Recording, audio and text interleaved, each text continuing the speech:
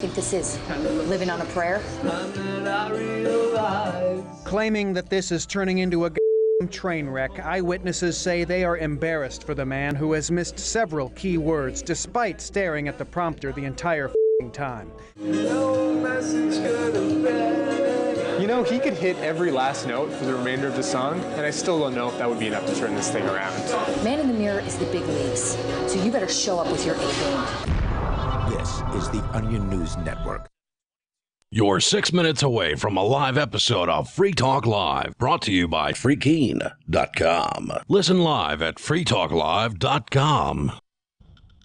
From Keene in the Shire, the Liberty Media capital of the world, this is Daryl W. Perry, host of FPP Radio News for Thursday, October 5th, 2017. Silver is trading at $16.69 per ounce. Gold is valued at $1,277 per ounce. Bitcoin is trading at 3.6 cents, and the average price of Bitcoin is $4,299. Antiwar.com reports in response to Sunday's Catalonia vote, the International Limited Observers Mission issued a statement on Wednesday praising the Catalan observers for being able to carry out such a referendum in the face of a violent crackdown by Spain. The International Limited Observers Mission strongly condemned Spain for its violence against voters, which injured over 800 people, saying it had no place in an established democracy. They added that it raises concerns about fundamental freedom of expression within Spain. But all told, the observers appeared quite impressed with the referendum itself, despite adverse conditions, saying that the questions about transparency and access to the polls only came about because of Spain's crackdown and threats, and that everyone performed to the best of their abilities. Amnesty International also issued a statement criticizing Spanish police for excessive and unnecessary use of force and the use of disproportionate force against the voting public. Amnesty officials added that Spain needs to investigate the incidents and hold accountable those responsible, ensuring that this never happens again. For over 40 years, Roberts & Roberts Brokerage has been a trusted source for buying and selling precious metals. Gold, silver, platinum, and palladium. They don't feed the banks. They're Bitcoin preferred and have removed the minimum purchase amount for all orders paid in the digital currency. Call Roberts & Roberts Brokerage today for knowledgeable advice on buying and selling precious metals and a forward-thinking approach to new technologies. 800-874-9760 or visit online at rrbi.co. Reuters reports a bipartisan group of U.S. lawmakers unveiled legislation on Wednesday that would overhaul aspects of the National Security Agency's warrantless internet surveillance program in an effort to install additional privacy protections. The bill, which will be formally introduced as soon as Thursday, is likely to revive debate in Washington over the balance between security and privacy, amid concerns among some lawmakers in both parties that the U.S. government may be too eager to spy on its own citizens. The legislation, written by the House of Representatives Judiciary Committee, is seen by civil liberties groups as the best chance in Congress to reform the law, known as Section 702 of the Foreign Intelligence Surveillance Act, before its expiration on December 31st. Senior U.S. officials consider Section 702 to be among the most vital tools they have to thwart threats to national security and American allies. It allows U.S. intelligence agencies to eavesdrop on and store vast amounts of digital communications from foreign suspects living outside the United States. But the program, which was exposed in 2013 by former NSA contractor Edward Snowden, also scoops up communications of Americans. Those communications can then be subject to searches without a warrant by the FBI. A discussion draft of the legislation, a copy of which was seen by Reuters, partially restricts the FBI's ability to access American data collected under Section 702 by requiring the agency to obtain a warrant when seeking evidence of a crime. That limit, however, would not apply to requests of data that involve counterterrorism or counterespionage. The narrower restrictions on what some have called a backdoor search loophole has disappointed some civil liberties groups. Several organizations sent a letter this week saying they would not support legislation that did not require a warrant for all queries of American data collected under Section 702. The legislation would also renew the program for 6 years and codify the NSA's decision earlier this year to halt the collection of communications that merely mention a foreign intelligence target, but that codification would end in 6 years as well, meaning the NSA could potentially resume the activity in 2023. Republican senators introduced a bill earlier this year to renew Section 702 without change and make it permanent. a position backed by the White House and many intelligence agencies. But that effort is expected to face major resistance in the House, where an influential conservative bloc of Republicans earlier this year said they opposed renewal unless major changes were made, reflecting disagreement with the majority party. Separately, Senators John Cornyn, the number 2 Republican in the chamber, and Democratic Senator Dianne Feinstein are working on Section 702 legislation that may also be introduced this week and include fewer reforms. Every purchase you make from one of my affiliates at shop.fppradio.com helps fund FPP Radio. That's shop.fppradio.com. This has been FPP Radio News, online at fppradio.com. Right now, it's looking like tonight's record $500 million Powerball drawing could be cancelled, as embarrassed lottery officials have admitted they lost the balls. Douglas Bronstein, Deputy Director of the Multi-State Lottery Association, addressed the press moments ago. We have a quote. "We know how important the balls are to a successful drawing. I saw them the other day, and I'm sure they'll turn up somewhere." Bronstein says it's usually Marketing Director Ben Callahan's job to keep an eye on the balls, but when reached for comment, Callahan said he just sits next to the balls. It's not his job to know where they are every second of every day.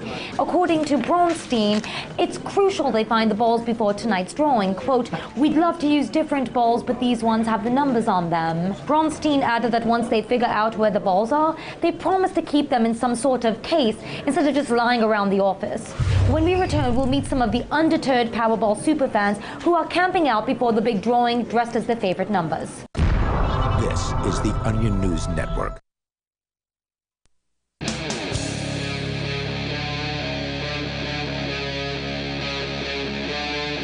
Free Talk Live.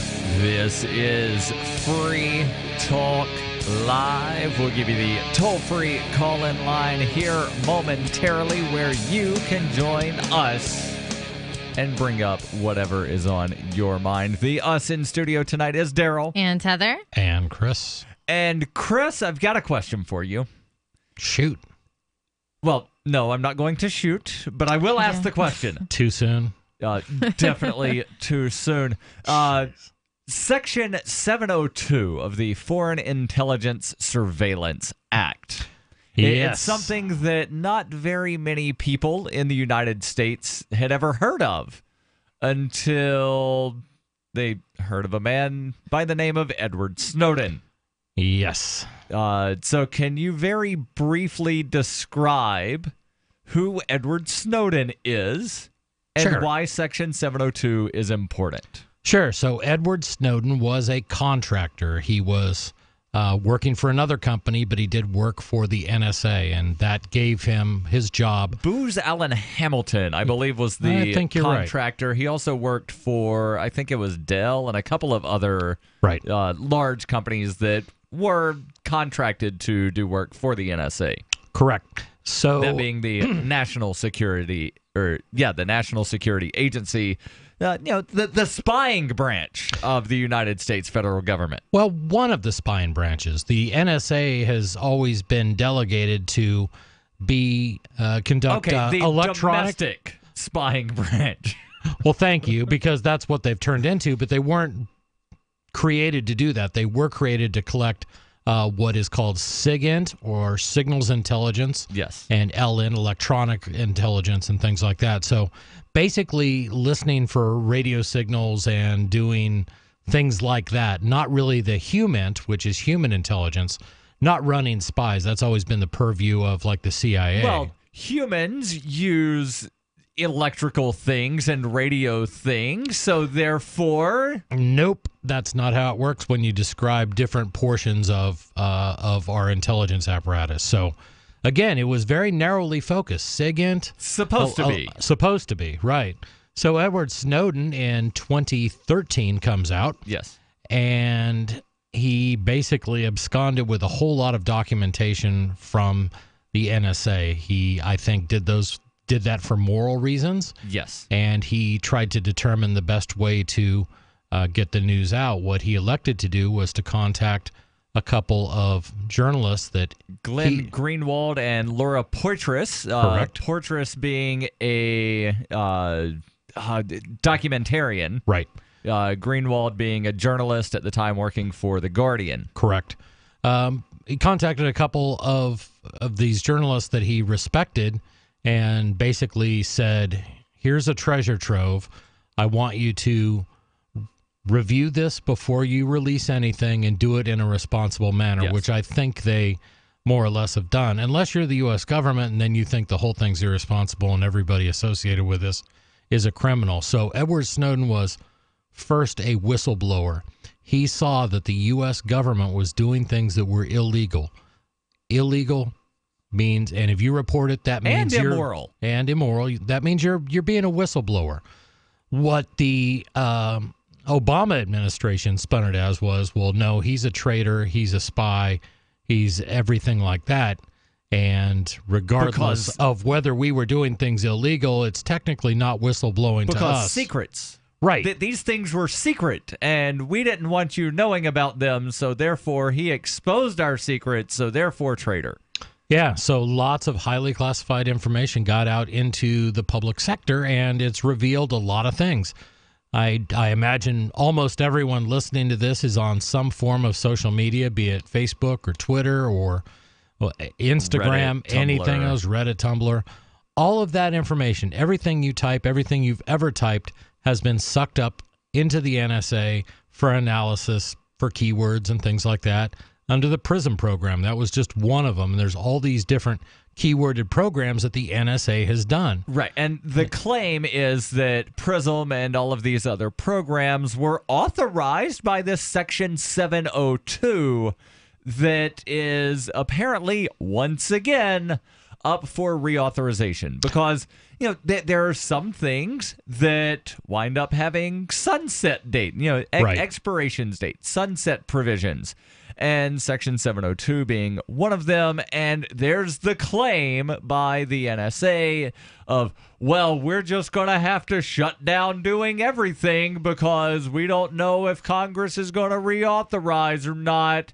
And there was the claim, what was it, last year with the USA Freedom Act? Right. That the NSA wasn't going to spy on anybody ever again, ever, but it really just shifted a lot of the spying over to Verizon and AT&T and the, alphabet agencies that actually run the telephones. But now there's an article from Reuters that a bipartisan group of people in Congress rolled out some legislation to what they're reporting here as overhaul certain aspects of the warrantless surveillance program in an effort to install additional privacy protections. And then there's a competing bill that would just blanket reauthorize Section 702. Right. And we've got articles on both of these. Again, your calls and thoughts. Welcome, 855-450 free. Do you think it's kind of, though, like, I don't know, a double-edged sword, just using social media and, like, the internet in general for, like, any type of communication between people? Oh, because it's like, how do you trust, like, the owner of Facebook or the owner of your cell phone company? You know, you have Verizon, you have AT&T. How do you trust them any more than government? I don't trust them either. So it's kind of like, even if they weren't spying, it's like, you don't know, like, I mean, I was thinking about this the other day when I was using Facebook Messenger, and, like, I realized I haven't actually used my phone to text anybody in a really, really long time, because Facebook Messenger is what I use primarily to talk to most of the people that I communicate with. Mm-hmm. So my phone company now has less of my conversations, and Facebook's got them all now. So it's kind of like it shifted, where, like, all of my content went from my phone company to my social media company. And it's like, I don't. But really the NSA know, has all of it either way. Exactly, and I don't know the NSA any more than I know the crew behind Facebook. So as far as I'm concerned, But the difference is Facebook can't show up to your house with guys with handcuffs and criminal charges because something they that could be best friends with guys with handcuffs. I don't know that. I mean, they're big money hustlers, I'm sure they've got government in their back pocket. Right. That's the thing, though. But it's not going to be Facebook police. It's going to be, your local police, the FBI. And what's that Fourth Amendment say there, Chris, about protected from unreasonable searches and seizures? So, like, Something government like should that, not yeah. be able to. Just because Facebook keeps a copy of it doesn't mean that the NSA should be able to see a copy of it. Right. So let's talk about the theory about why they're collecting all this stuff. The theory was that this will keep you, the American people, safe.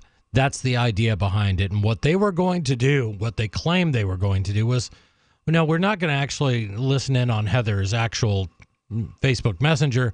We're just going to collect metadata. We're going to say who she talked to and what time did she talk to them and all this stuff. Now, this is an allegation. They say they're not collecting the full data set, but it would be foolish to get all that and not do it, so I don't believe them. Right, but you can also tell more about someone based solely on the metadata than you can the conversations, because conversations, especially if it's discussion about something illegal, there's going to be various coded language that gets used to where somebody might talk about a piece of pizza or a cup of coffee when they're actually talking about some illegal substance. I thought we were talking Pizzagate.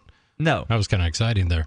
No. Yeah, but you're absolutely right. If you look and you see, oh, wait a second, she only calls this person after 11 o'clock at night. Right. Oh, this must be somebody she hooks up with. Right. Oh, she then called the doctor. Hey, what are you trying to insinuate, Daryl?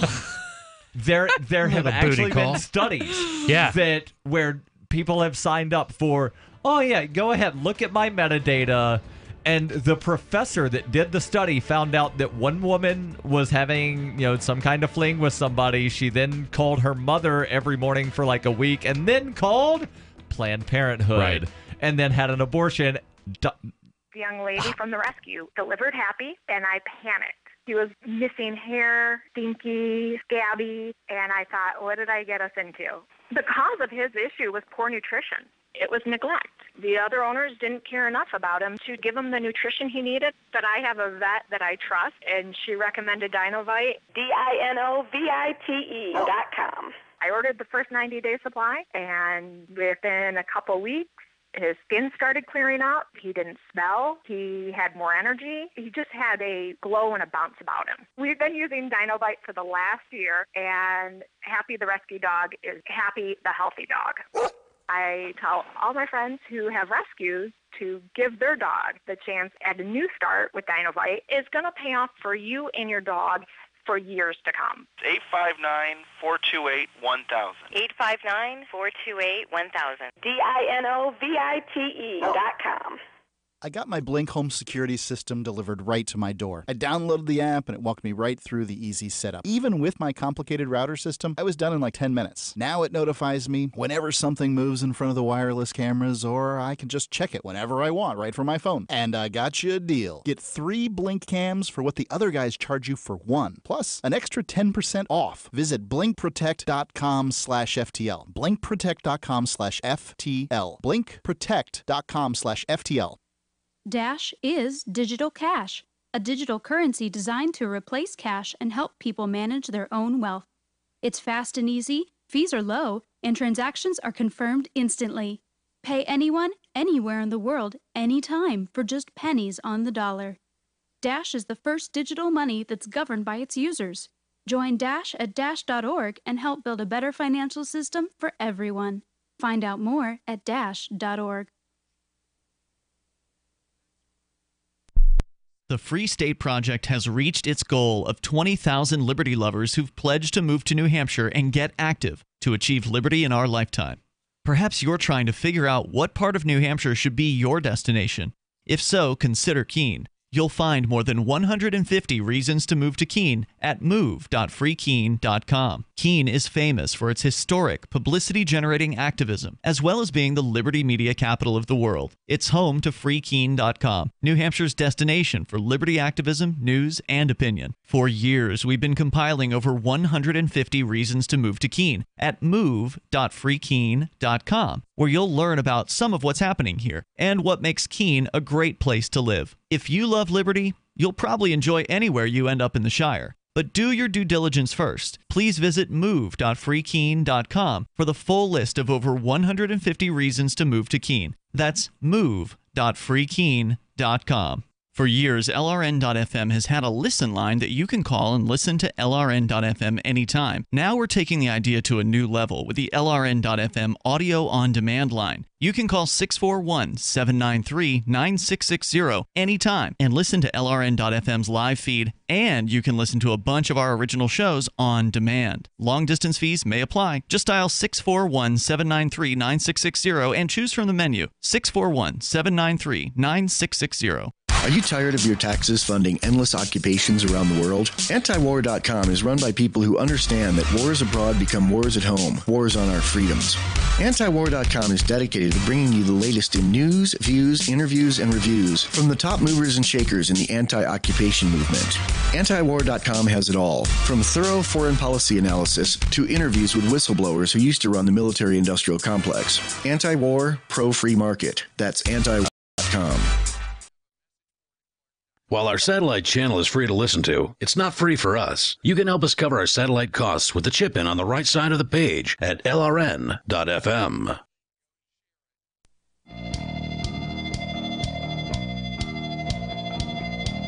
This is Free Talk Live. 855-450-FREE. That's 855-450-3733. In studio tonight, it's Daryl. And Heather. And Chris. And we're talking about the NSA surveillance because, well, Section 702 is up for reauthorization, and there are a couple of competing proposals in D.C., one of them to some kind of way limit a little bit, kind of maybe a little bit, teensy little bit what the NSA can do, and another to just outright reauthorize and, yep, go ahead, take all the info you want. We'll get back into that in just a second, but maybe you're concerned about your finances and you want a better financial system, not just for yourself, but for everyone. If so, consider joining Dash. Dash is digital cash. It's a digital money platform designed to replace cash and help people manage their own wealth. It's fast. It can be private. It is easy. The fees are low and transactions are fast and can even be confirmed instantly. You can pay anyone, anywhere in the world, anytime for just pennies. Dash is decentralized, run by users who earn rewards for helping run the network and make governance decisions. Anyone can invest in Dash and earn rewards for helping run the network. So join Dash and help build a better financial system for everyone. Take back control over your financial future today. Find out more at dash.org. There's a lot of momentum behind Dash, so go right now to dash.org and find out why. So back to the discussion about Section 702, the spying, and Chris, you had brought up that some of this that's being collected by the NSA, well, it's just metadata. We're not, logging every word that is said in a telephone call. We're just collecting the metadata. Right. But again, you can find out so much about somebody based solely on the metadata. And one of the examples that I've heard numerous times from a professor, I believe from Stanford University in California, where he was doing a study. He had people's permission to look at the metadata, figured out that one of the female participants was having a fling with somebody. And he then, based on, again, there was a telephone number that she only ever called after 11 o'clock at night. And then there was a telephone number that she called several times a day that he was able to determine is her mother. And then there was a couple of days where very early in the morning she called a doctor, and then she wound up calling Planned Parenthood, and he was able to determine she got pregnant, had an abortion. Right.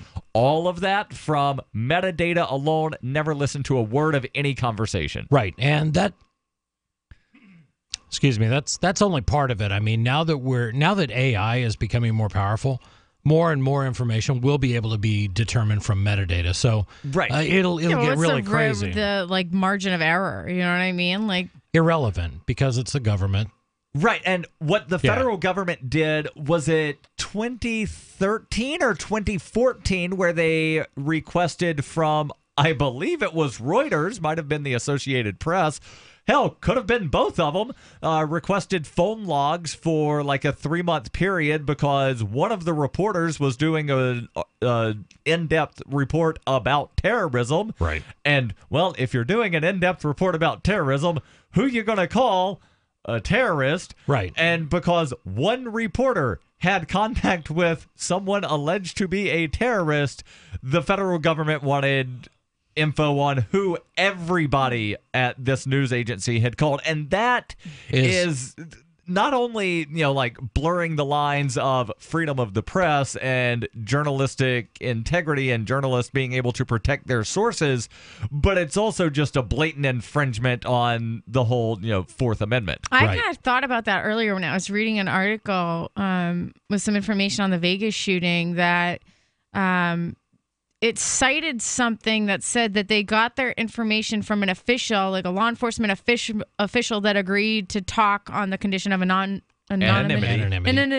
whatever. Right. But then Nobody it made me knows think, anonymous, like right. when these officials talk with the press, and then the press writes these articles, and then other law enforcement doing the investigation, when they go to them, can they be like, you have to tell me now who said something? Or what power does the press have to keep their sources anonymous?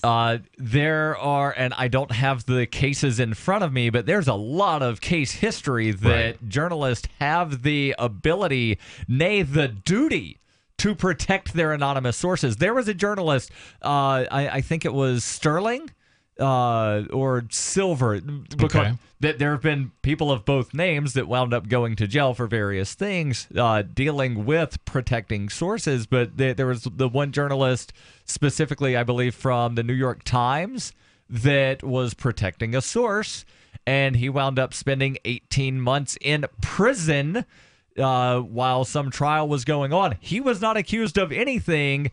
He was being locked up because he would not reveal a source. Right. And then ultimately the judge said, yeah, he's not going to reveal the source, so just let him out. So let's talk a little bit about what 702 is supposed to be doing right now. Yes. And 702, it got tweaked a little bit in 2007 and 2008 with the FISA amendments. But what it's supposed to do is it's supposed to allow the U.S. Attorney General and the Director of National Intelligence, and Director of National Intelligence is that newly created position after 9/11, so that all of the intelligence agencies, the entire intelligence community, all reports up the same chain.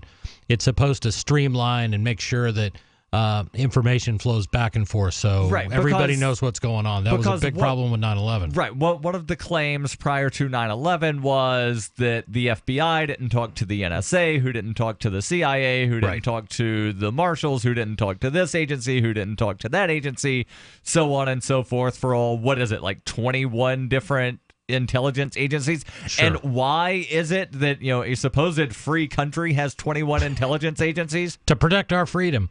One other thing on this, and under that, again, the Attorney General and the DNI, Director of National Intelligence, may jointly authorize surveillance of persons who are, quote, not U.S. persons.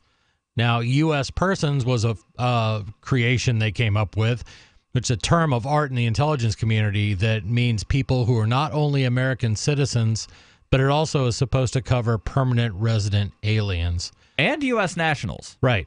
So those people, like Daryl and I and Heather, are allegedly free of any surveillance under 702. Unless we have a connection to someone who has a connection to Correct. someone. So now we get to play the game 6 Degrees of Kevin Bacon, where if a friend of a friend happens to know somebody who knows somebody else, then they can make these connections, and they can then authorize, because of this sort of two-hop rule, that you now fall under their surveillance. So, it's sort of that thing, To give another example without, clouding it under the word terrorism, let's say that your next-door neighbor's best friend robs a bank, and now you're a suspect. Right. This is Free Talk Live, 855-450-FREE. That's 855-450-3733. What are your thoughts on Section 702? Should it die in a fire? With nearly 70 years of history engineering bunkers, today, Atlas Survival Shelters is still the authority. Atlas offers 18 different choices, from commercial tornado shelters to underground nuclear fallout shelters, starting at just $99.99 with 100% financing available, comfortable interiors, and state-of-the-art air filtration systems. Atlas Survival Shelters are the most popular private survival shelters in the world. Call 1-855-4BUNKER now or visit atlassurvivalshelters.com. Dr. Carolyn Dean wants you to have a free chapter of her new book, The Magnesium Miracle 2nd Edition, and it's available at magmiracle.com. In your free chapter, Dr. Carolyn Dean explains how magnesium is essential to support the structure and function and overall health of your body. Your free chapter is your guide to learn how to support your heart, bone, metabolic, lung, and mental health with this powerful mineral. The Magnesium Miracle 2nd Edition is available on Amazon, but right now get a free chapter at magmiracle.com, spelled M-A-G, miracle.com. This is Michael Dean from the Freedom Fiends. I've run websites since 1996 and have used over a dozen web hosts in that time. AgristHosting.com is the only one that hasn't broken my heart. Agrist Hosting's uptime and service is stellar, and their DDoS mitigation is the best I've seen. That's important because if you tell the truth in this world, you'll ruffle feathers. And some people will try dirty tricks to silence your voice. No matter what the haters hit us with, Agrist Hosting keeps our websites online. If you have a mission-critical commercial presence or a world-changing activism site, you cannot tolerate any skullduggery. So go with agristhosting.com. Have a WordPress or blog site, but you're not satisfied with performance or uptime? Or just want raw hosting? Want to pay with Bitcoin? Agrist Hosting specializes in high-performance hosting with personalized service. Go to agristhosting.com and click on the button that says Get Hosted. That's agristhosting.com. Radio is the most personal of mediums. I exist right now in your head. If you listen to Free Talk Live regularly, you know me. Free Talk Live is on more than 160 radio stations around the U.S. and has been downloaded on every continent around the world. Hundreds of thousands of listeners with ad packages from $600 a month to $6,000 a month. Imagine what we can do for your business, project, website, or idea. Email me, mark@freetalklive.com. The three most important things you can do for Free Talk Live are: 1, share one episode a week on Facebook or in some other social networking site. 2, buy the things you buy online through shop.freetalklive.com. 3, give $5 a month to the AMP program. You likely buy all kinds of things online. Amazon is the largest online retailer. You can get what you need at the same prices with free Super Saver shipping by going to shop.freetalklive.com. Please do your online shopping at shop.freetalklive.com. Is spreading the message of liberty, cryptocurrency, and peace around the globe worth $2 per month to you? As you may already know, in addition to our internet feed, LRN.FM broadcasts on free-to-air satellite across North and Central America, as well as Sub-Saharan Africa. And we've been available on satellite for free 24/7 since 2010. The LRN.FM free-to-air satellite signal is reaching some of the most oppressive regimes in the world, and there's no doubt our ideas are making an impact. You can learn more about the channel's impact by watching the 3-minute video at fund.lrn.fm. If you'd like to help free minds globally with our ideas of liberty, cryptocurrency, and peace, you can donate as little as $2 per month via fund.lrn.fm. You can help us continue and expand our satellite broadcast to multiple continents. Visit fund.lrn.fm today, and thank you for your help. Don't forget to share the link on social media. That's fund.lrn.fm. Do you love Twitter? Make sure you favorite the LRN.FM Twitter account so you can receive our tweets at twitter.lrn.fm. That's twitter.lrn.fm.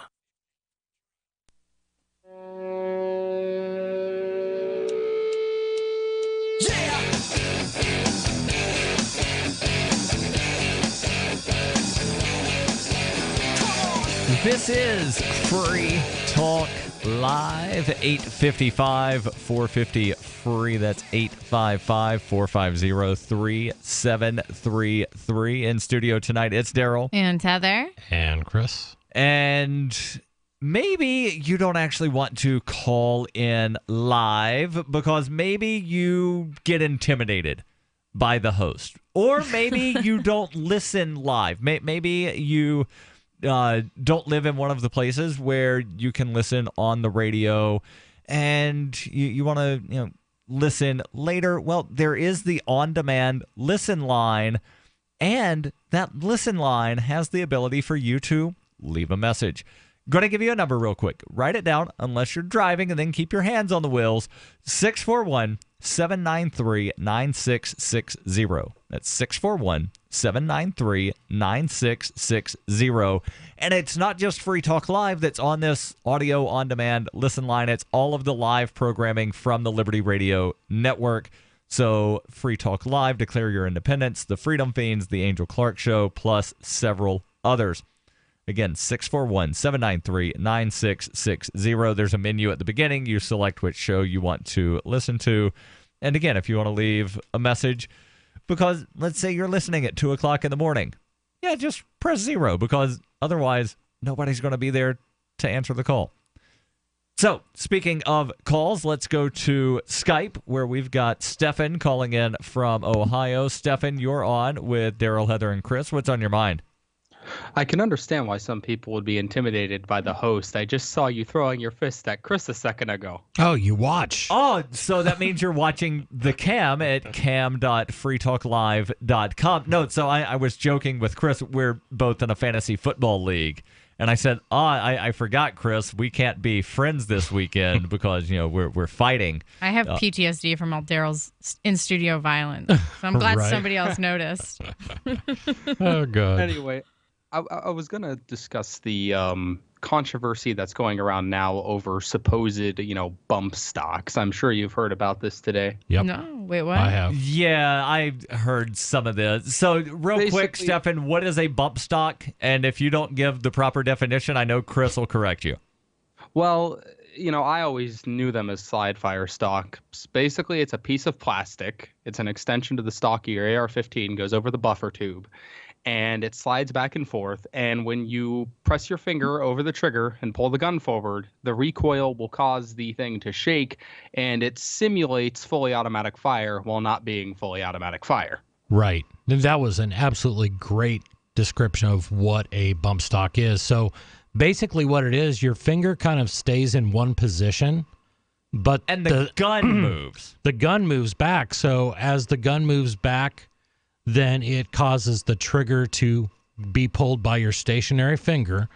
And then as it moves forward and pulls back again, it fires again. And it'll do this very, very rapidly.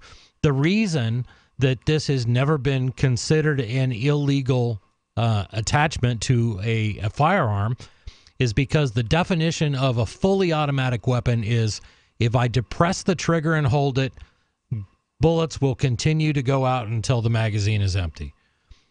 With this, it requires a pull of the trigger for every firing of a round that comes out of the chamber. It just makes that faster and makes easier. It can make it really, really fast. So this is one of those things that innovators came up with to say, how can we come up with a way to give the speed of automatic fire while playing within all these stupid rules that are set up through the National Firearms Act and things like that.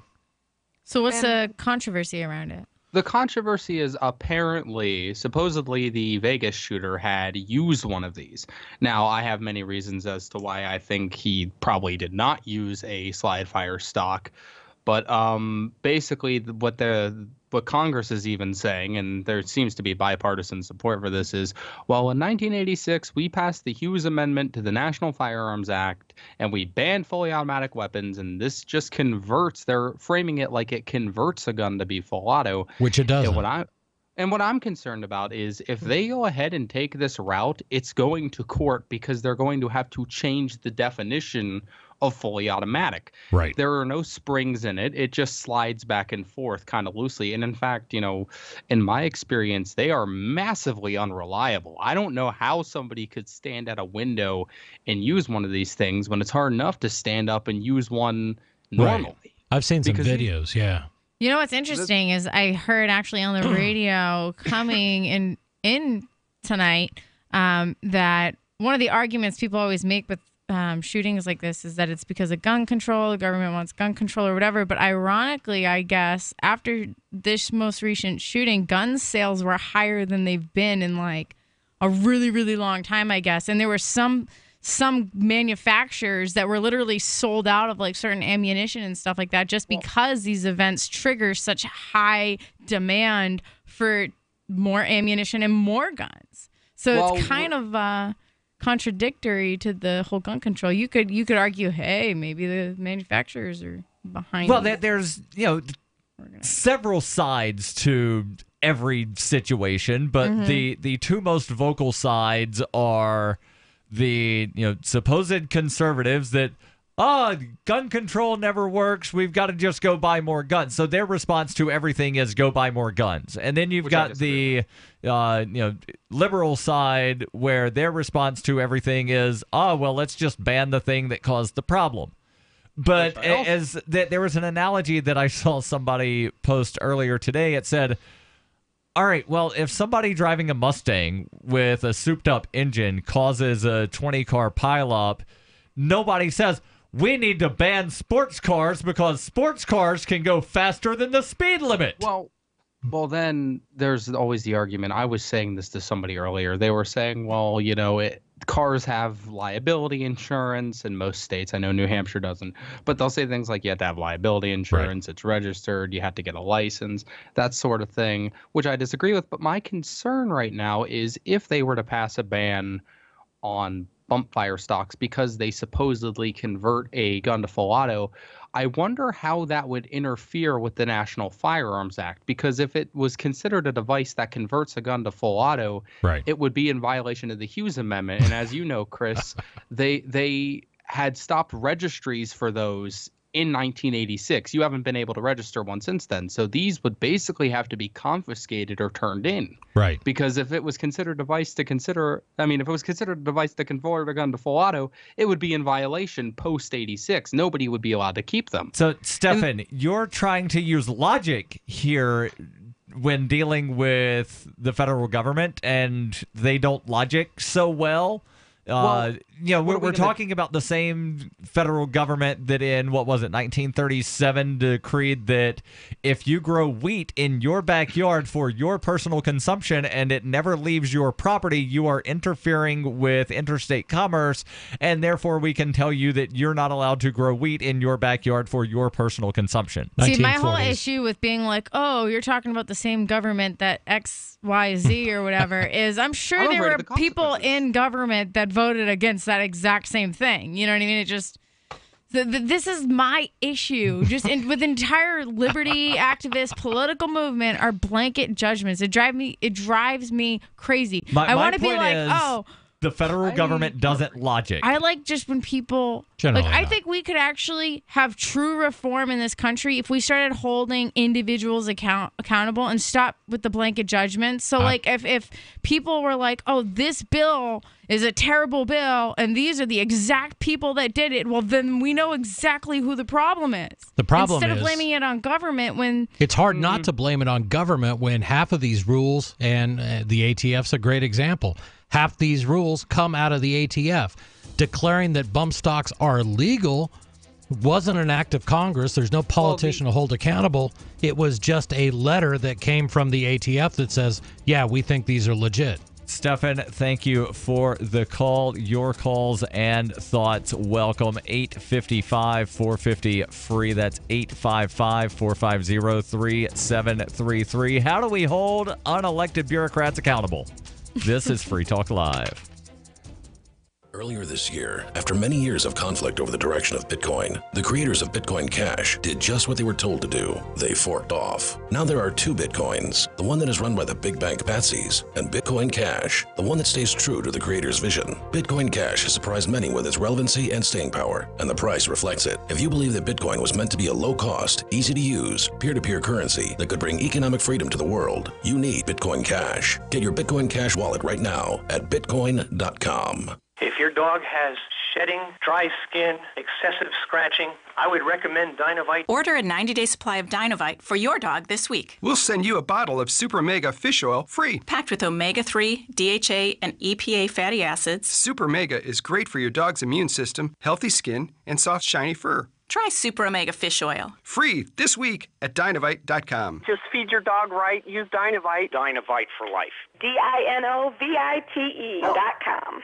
Have you checked your Google search results lately? Search results are usually the first impression that people form of you or your business. So make sure that they create a positive impression with ReputationDefender.com. What the internet says about you can have a big impact on your life and your livelihood, even if it's not true. Fortunately, you can now control how you look online and in online search results with ReputationDefender.com. Call 800-831-0771 now. That's 800-831-0771 for your free reputation analysis. If you have negative material from an ex-employee, upset patient, or former client, newspaper article, legal issue, social media, or other source showing up in your search results, you can combat it with ReputationDefender.com. Our dedicated experts in patented technology can help make your online search results look their best. Call 800-831-0771 to learn more. 800-831-0771. That's 800-831-0771. Or visit ReputationDefender.com. Following earlier reports of 27-year-old Mark Felder's profound and startling level of pride in his alma mater, the University of Miami alumnus spoke to Onion reporters about his strong affection for the academic institution that left him totally unprepared for the job market and floundering in $50,000 of debt. I would not trade my time at the University of Miami for anything. Miami has the best college experience in the country, hands down. I had an awesome time there, and it's an amazing place. We've got awesome bars, awesome sports, an awesome campus, and we're pretty much right next to the beach. I mean, what more could you want? You'd have to be crazy not to go there. Felder, who paid over $140,000 in tuition, told reporters he takes an annual trip to see a Hurricanes football game and visit the university that failed to teach him any marketable job skills whatsoever, leaving him so financially helpless he was forced to move back in with his parents after graduating. AMI, fight, fight, fight. Yeah, it's all about the U, baby. All about the U. That's what I'm talking about. Go Canes, baby. For more on this story, check this week's Onion Review. This is the Onion News Network. If you want to know the latest about Free Talk Live before we go on the air, all you need to decide is how you want it delivered. It's your choice. Visit news.freetalklive.com. You can get emailed announcements and participate in contests via our email updates list. Plus, we have a Twitter account that you can follow and a Facebook page where you can become a fan. So visit news.freetalklive.com to get news about Free Talk Live as soon as it's announced and the way you want it delivered at news.freetalklive.com. That's news.freetalklive.com. This Your Family Today tip is brought to you by Juicy Juice, 100% juice, providing a full serving of fruit in every 4 ounces. Visit us at juicyjuice.com. When it comes to nutrition, kids need both fruits and vegetables every day to stay healthy and grow. For the ideal mix, your kid should have at least 1.5 cups of any veggie or 100% veggie juice, and 1 cup of any fruit or 100% fruit juice a day. For more tips like these, visit us at parenthood.com/yourfamilytoday. If you enjoy LRN.FM, please contribute to your favorite shows via their websites and become an amplifier at amp.lrn.fm. That's amp.lrn.fm.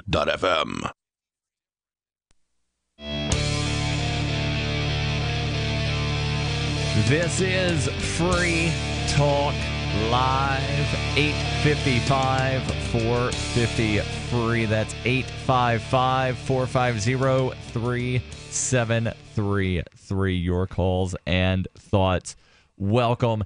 Did you know that you can mine Bitcoin from the comfort of your house without going out and buying expensive equipment, without having to pay expensive equipment upgrades, without having to maintain your own equipment? You can do that at pool.bitcoin.com. There's a 100% uptime guarantee. The website is easy to use, and you can even calculate what you might expect to make right there on the website, pool.bitcoin.com. Not just that, you can also help steer Bitcoin towards the liberating currency that Satoshi Nakamoto meant it to be. And you're not just making money at pool.bitcoin.com, you're also doing activism while you sleep. Pool.bitcoin.com. So I want to give a little bit more info and also correct something that I said. I thought that the U.S. Supreme Court ruling on the growing of the wheat was 1937. Chris, you were correct. It was 1940s. Was actually 1942.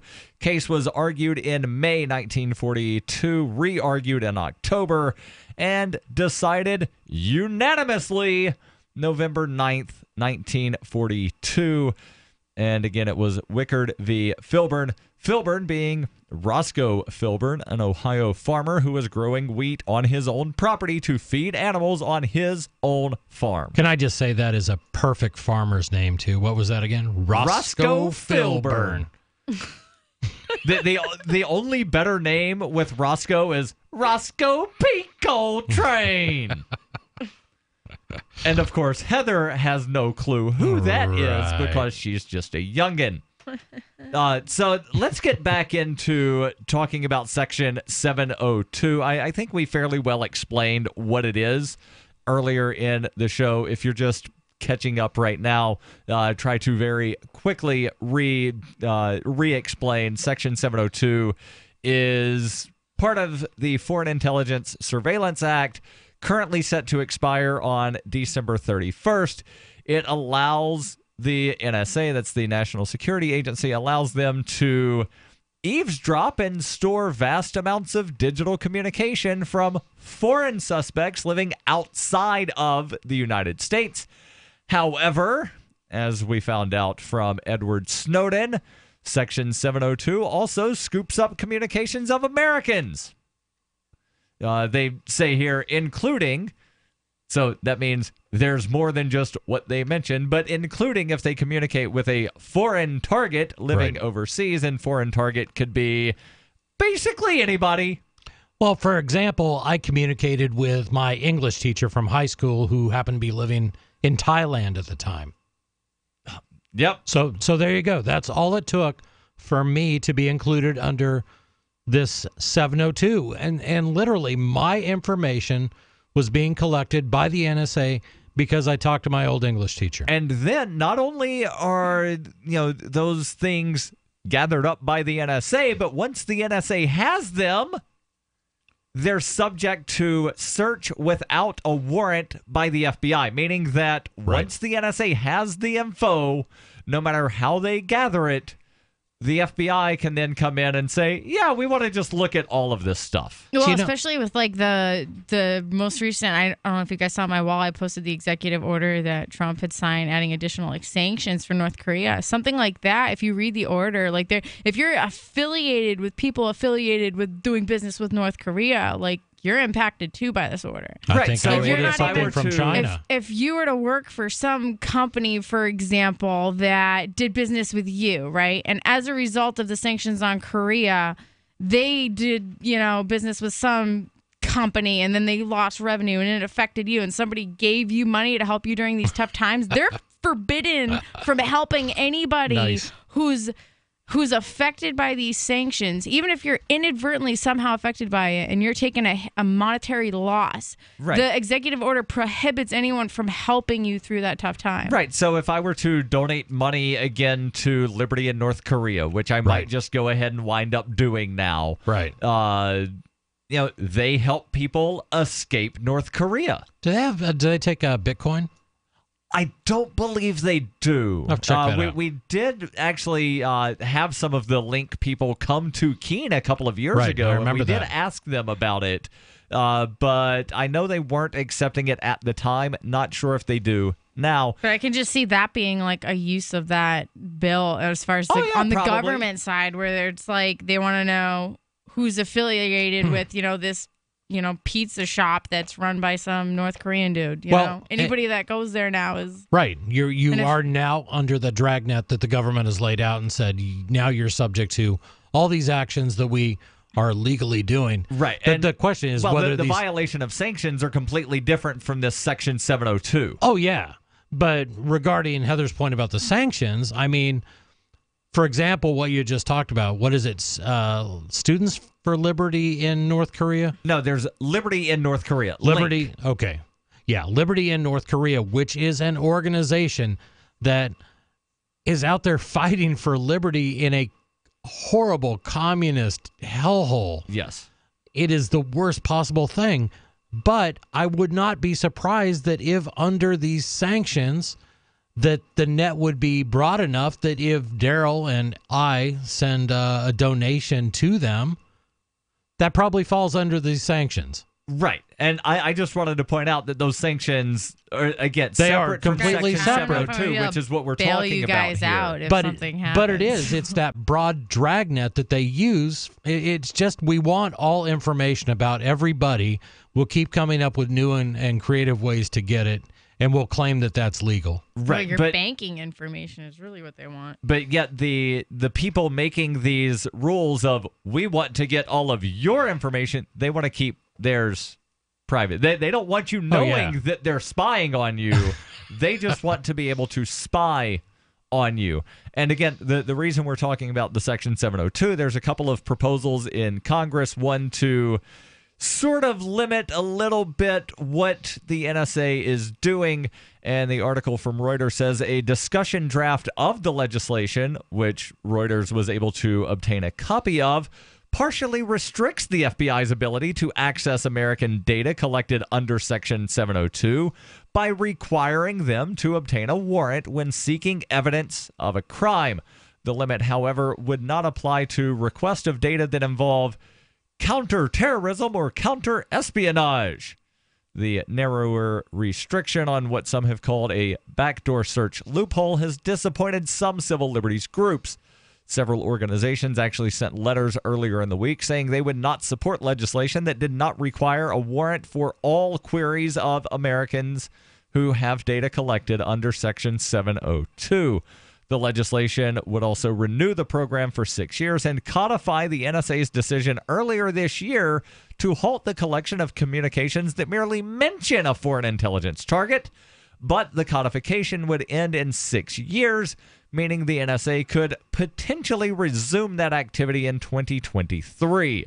The spy agency has said that they lost some operational capability by ending so-called about collection due to privacy compliance issues and have lobbied against a law that would make its termination permanent. Republican senators, meanwhile, introduced a bill earlier this year to just fully renew Section 702 without changes and also make it permanent, which means that if it passes, there would never be an automatic revote because, well, that's what happens when you make it permanent. Oh, well, it just goes on the books. And then whenever anybody tries to introduce legislation to repeal it, you're always going to have the group that says, it's established law, just go ahead and shut up. Right, exactly. That's the response. There have been a lot of things that were established law that wound up being repealed at one point in time. Kind of like slavery? Yeah, the Fugitive Slave Act as well. I don't think slavery was ever abolished. It just became more inclusive. The government broadened it to include all U.S. citizens so nobody would feel left out. Exactly. But we're all paying the same in taxes now and working like slaves. The White House and intelligence agencies support renewing Section 702 forever, but that effort is expected to face major resistance in the House, where an influential conservative bloc of Republicans earlier in the year said they would oppose renewal unless major changes were made, reflecting disagreement with the majority party. Separately, Senators John Cornyn, who's the number 2 Republican in the chamber, and Democratic Senator Dianne Feinstein are working on Section 702 legislation that may also be introduced this week and include fewer reforms. Senators Ron Wyden and Rand Paul are planning to introduce a bill that would require a warrant for any query of Section 702 data. More on this, plus your calls and thoughts. 855-450-FREE. This is Free Talk Live. Heart disease is on the rise. Clogged arteries, high blood pressure, and high cholesterol levels may not be fully detected by you, but the symptoms are there. Loss of energy, blood sugar spikes and drops, poor circulation, and irregular heartbeat are just a few of these that can alert you that something is wrong. Hear how Heart and Body Extract is making a difference in thousands of people's lives across America. My blood pressure has normalized. My diabetes has totally improved. Everyone is telling me now how much healthier I look, and I'm telling telling everyone how much healthier I feel. I recommend Heart and Body Extract to everyone. Anybody over 40 in the North American continent should be using this product as a preventative to keep their cardiovascular system healthy. Order your 2-month supply today by calling 866-295-5305. That's 866-295-5305. Or order online, hbextract.com. Heart and Body Extract, 866-295-5305 or hbextract.com. What do you shop for that you could otherwise buy at Amazon? Pretty much everything, right?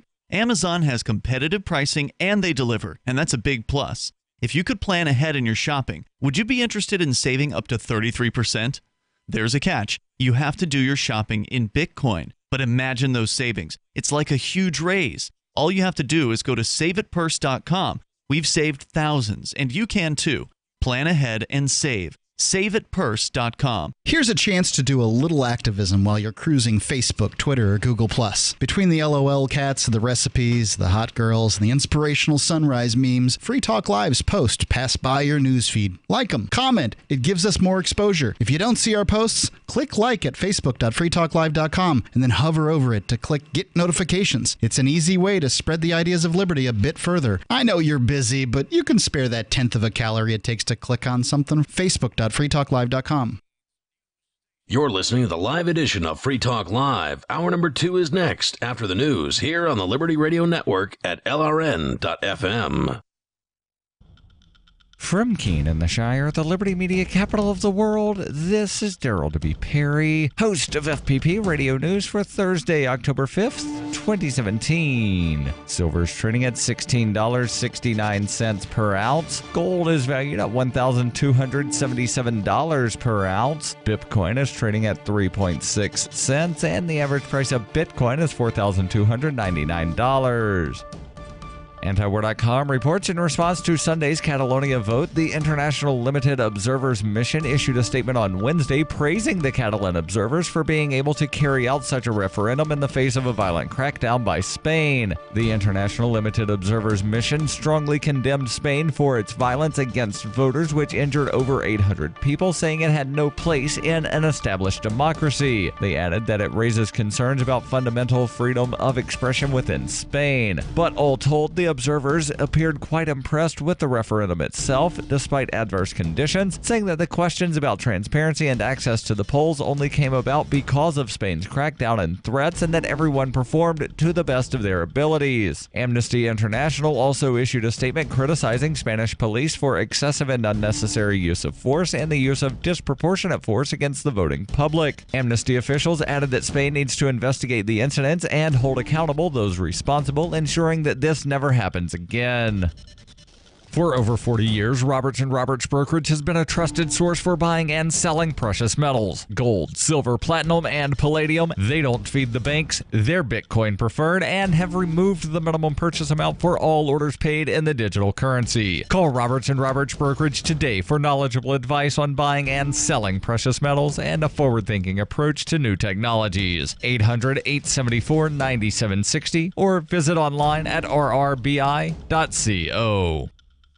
Reuters reports a bipartisan group of U.S. lawmakers unveiled legislation on Wednesday that would overhaul aspects of the National Security Agency's warrantless internet surveillance program in an effort to install additional privacy protections. The bill, which will be formally introduced as soon as Thursday, is likely to revive debate in Washington over the balance between security and privacy, amid concerns among some lawmakers in both parties that the U.S. government may be too eager to spy on its own citizens. The legislation, written by the House of Representatives Judiciary Committee, is seen by civil liberties groups as the best chance in Congress to reform the law, known as Section 702 of the Foreign Intelligence Surveillance Act, before its expiration on December 31st. Senior U.S. officials consider Section 702 to be among the most vital tools they have to thwart threats to national security and American allies. It allows U.S. intelligence agencies to eavesdrop on and store vast amounts of digital communications from foreign suspects living outside the United States. But the program, which was exposed in 2013 by former NSA contractor Edward Snowden, also scoops up communications of Americans. Those communications can then be subject to searches without a warrant by the FBI. A discussion draft of the legislation, a copy of which was seen by Reuters, partially restricts the FBI's ability to access American data collected under Section 702 by requiring the agency to obtain a warrant when seeking evidence of a crime. That limit, however, would not apply to requests of data that involve counterterrorism or counterespionage. The narrow restrictions on what some have called a backdoor search loophole has disappointed some civil liberties groups. Several organizations sent a letter this week saying they would not support legislation that did not require a warrant for all queries of American data collected under Section 702. The legislation would also renew the program for 6 years and codify the NSA's decision earlier this year to halt the collection of communications that merely mention a foreign intelligence target, but that codification would end in 6 years as well, meaning the NSA could potentially resume the activity in 2023. Republican senators introduced a bill earlier this year to renew Section 702 without change and make it permanent, a position backed by the White House and many intelligence agencies. But that effort is expected to face major resistance in the House, where an influential conservative bloc of Republicans earlier this year said they opposed renewal unless major changes were made, reflecting disagreement with the majority party. Separately, Senators John Cornyn, the number 2 Republican in the chamber, and Democratic Senator Dianne Feinstein are working on Section 702 legislation that may also be introduced this week and include fewer reforms. Every purchase you make from one of my affiliates at shop.fppradio.com helps fund FPP Radio. That's shop.fppradio.com. This has been FPP Radio News, online at fppradio.com. It was on this day in 1982 that the first roller skating while carrying a boombox member of Congress was elected, when James Sugar Boots Franklin narrowly won New York's 8th congressional seat. Franklin's victory was a watershed moment at the time, signaling that America's burgeoning population of boombox-carrying roller skaters had finally gained mainstream acceptance. Prove Congress isn't just for suits and crew cuts. Say hello to the slickest legislator on 8 wheels, James Sugar Boots Franklin. Franklin was an unlikely pioneer, a street-smart skater who admitted to being more concerned with impressing honeys with his silky smooth moves than with politics. Franklin began organizing boombox-carrying roller skaters, advocating for basic rights like roller skate-accessible ramps in government buildings and protected street lanes where they could lay down cones for some sweet slaloming. Just because we like to roll it out and have a smooth, fluid style that cannot be denied doesn't mean we aren't Americans. Yeah, that's right. This is the Onion News Network.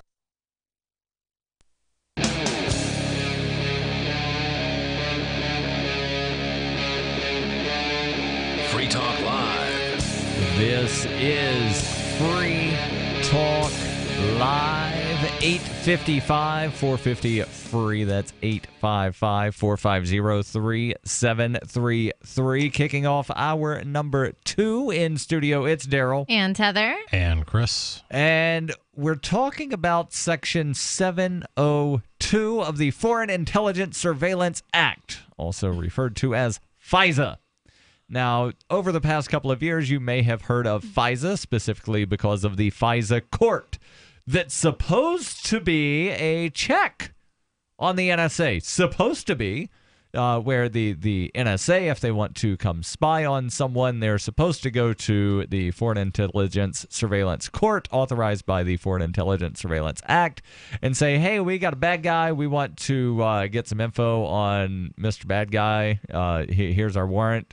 Will you look this over? And then the FISA court is supposed to look it over and then determine whether or not that's a valid warrant, and they basically rubber stamp everything. I was going to say they must turn a lot of those down, right, Daryl? I think they've turned down like 13 in 40 years. 40? Has it been that long? It's been like 45. Yeah, something like that. 1972, I believe, is when they were authorized. And I think in like the first 5 years, they didn't turn anything down. And again, when you're only turning down like, a handful, or actually in this case, 2.5 handfuls in 40 plus years, right, you're not turning them down very frequently. Yeah, the allegation of rubber stamp seems fairly accurate. Right, and every now and then, I've used rubber stamps for things, and every now and then the rubber stamp doesn't work properly. So, that seems to be about the error rate of a rubber stamp of malfunctioning 13 times in 45 years. Yeah, that's about it. So we talked in the first hour about some of the supposed reforms that have been proposed. And, well, antiwar.com actually has a little bit more info on the draft of a reauthorization of Section 702. Let's jump into that. Again, the first sentence actually says, on Wednesday afternoon, the House Judiciary circulated a draft. The preliminary readout of the major problems, the author says, I see with this are below. Mandatory data destruction is not mandatory. One of the biggest vulnerabilities Americans face today is the growing volume of their personal data being stored on servers in the private sector and in government. In the government counterterrorism context, and counterterrorism intelligence collection was the original rationale for this authority, there's simply no reason for the government to continue the collection and storage of the information of innocent U.S. persons, which is a legal definition that includes citizens and legal permanent residents, and also nationals. And I just want to throw that in because people from American Samoa are not citizens of the United States, and they're not permanent residents if they remain in American Samoa. They are classified as nationals. Yeah, it just doesn't matter, though. And some of you may recall news coming out of Utah that the NSA was building this massive data center kind of out in the middle of the desert. Yes. This thing was supposed to be the size of, I can't remember how many football fields, but as all big, of them. As big things go, they usually describe them in terms of football fields of size. This one is a whole heck of a lot of football fields. And the reason was they needed a place to store the amount of electronic data. So think about the hard drive in your computer and multiply that times, 100 billion trillion or something like that. Yeah. That's a bunch. That is the amount of data that all this, that's the amount of storage space that's required to collect all this data on all of us. Now, and not just the storage space, but, well, anybody that has ever used a computer knows that those things put off a little bit of heat. So you then need a way to cool all of these. Yep. And one of my favorite protests against this was put forth by the 10th Amendment Center. And that was Utah needs to deny that data center water. Yes. Because things of this size have to use water to be cooled. So I don't know where that's at. We may have a guest next week who might be able to talk a little bit to that. And I've heard talk, and this is in regards to something completely different, but at the same time somewhat connected, heard talk about possible private offshore server farms to where all the servers are going to be submerged in the ocean, which, if you need some large body of water to cool off all of your really, really big computers. Right. What better thing than just, sink it into water?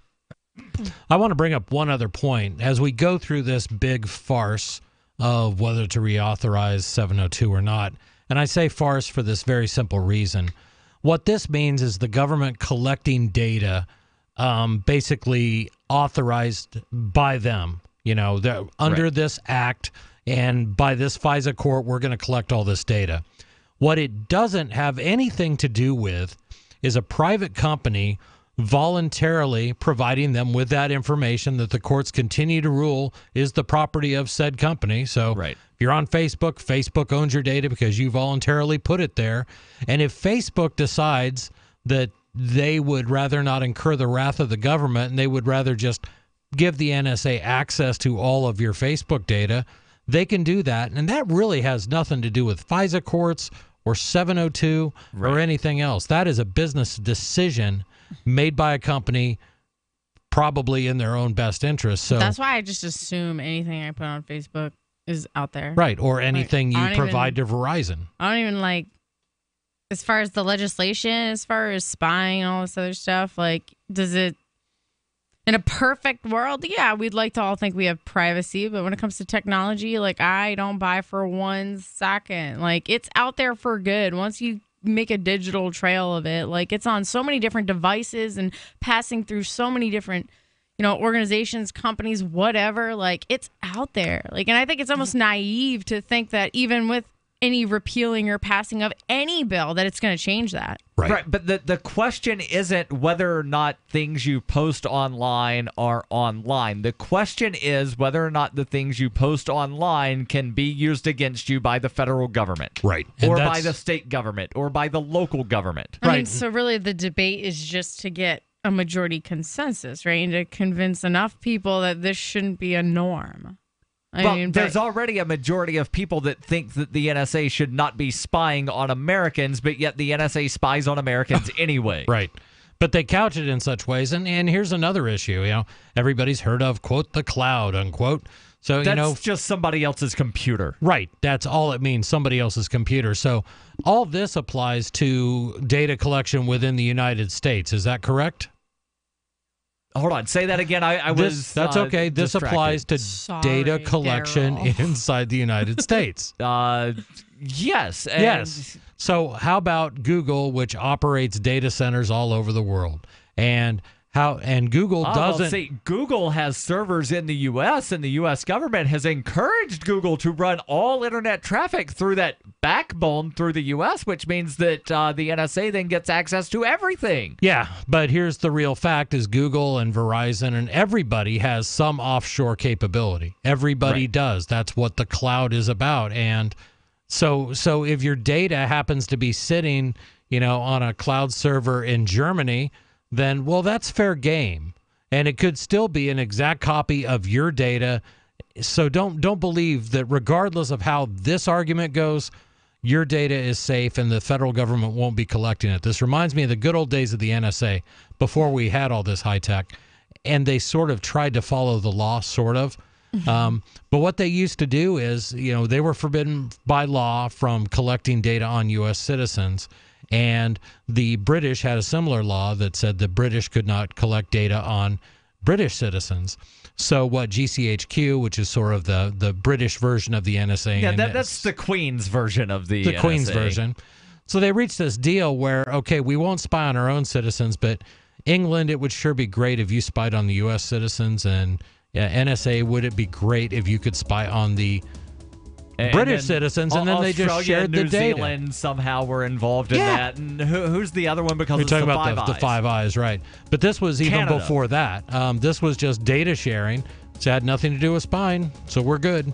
Yeah, it's not spying when we do it. This is Free Talk Live. Your calls and thoughts welcome. 855-450-FREE. Book Club Radio. Today we're chatting with Mike Papantonio, leading trial lawyer and prolific author. His latest novel, Law and Vengeance, is a non-stop, action-packed legal thriller. We spoke with him about the book and the real-life issues that inform and inspire his writing. I ended up being involved in really complex cases. By being there, it gave me kind of an interesting view of the world that maybe most people don't see, because I'm always on the other side of a table against a corporation that's created a pharmaceutical that's killing people, or a corporations that's polluting our waterways or our air knowingly, or a Wall Street entity that's stealing from mom and pop. So I always see that part of the story, and I collect the documents and I take the depositions and I try the cases. And in there, most of these books that I write kind of write themselves, because they're all based on actual events, actual cases that I handle. On the heels of the critically acclaimed legal thriller, Law and Disorder, comes Law and Vengeance, the latest novel from famed trial attorney Mike Papantonio. Law and Vengeance follows the law firm of Bergman Dichotomous, who is now in the crosshairs of a weapons manufacturer. But this is not a law firm that plays by all the rules. Based on a real case, Law and Vengeance, the riveting new legal thriller by Mike Papantonio, is available wherever books are sold.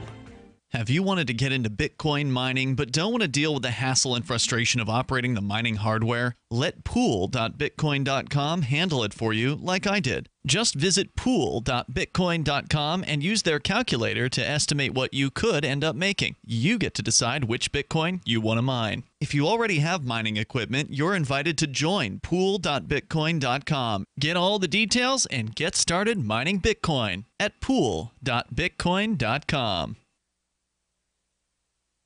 Since time began, tyrants have taken aim at personal liberties. Now there's a movie that aims back. The government has no more right to tell us what to put in our bodies than they have to take our guns or tell us what books we can read. 6 drug police were eaten by bears while raiding a marijuana farm. On your knees, you dirty hippie! Jesus. On your knees! What's the problem, officer? Today, many cops who enforce pot laws do so only because it provides them with cushy jobs, good benefits, and a chance to push people around. I was an undercover narcotics officer. The drug war is nothing but a farce. The Second Amendment says you got to keep you and your gat intact. Guns and Weed, The Road to Freedom. A film by Michael W. Dean and Nima Vadadi. DVD available now at gunsandweed.com or on Amazon. That's gunsandweed.com. Makes the perfect gift.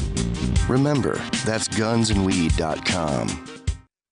So you've heard all 3 hours of the latest episode of Free Talk Live, and you're still hungry for liberty-oriented audio content? Did you know that we have another 24/7 audio stream at LRN.FM? The Liberty Radio Network airs the latest episodes of some of the best liberty-oriented podcasts on the internet around the clock. In addition to recorded content, you'll also hear live shows like Free Talk Live, originating from our Keene, New Hampshire studio. So listen anytime at LRN.FM. That's LRN.FM. Looking for a great real estate investment? Consider New Hampshire, which is ground zero for the Liberty Movement. Your first call should be to Mark Worden from Porcupine Real Estate. He's more than just a real estate agent. He's your New Hampshire concierge. Where are the best places to live? Do you want farm, city, the burbs, or forest? Do you want a duplex or multifamily building so that renters pay your mortgage? There are homes in all price ranges in New Hampshire, and Mark can help with financing too. Invest in liberty and property. Mark Worden can help.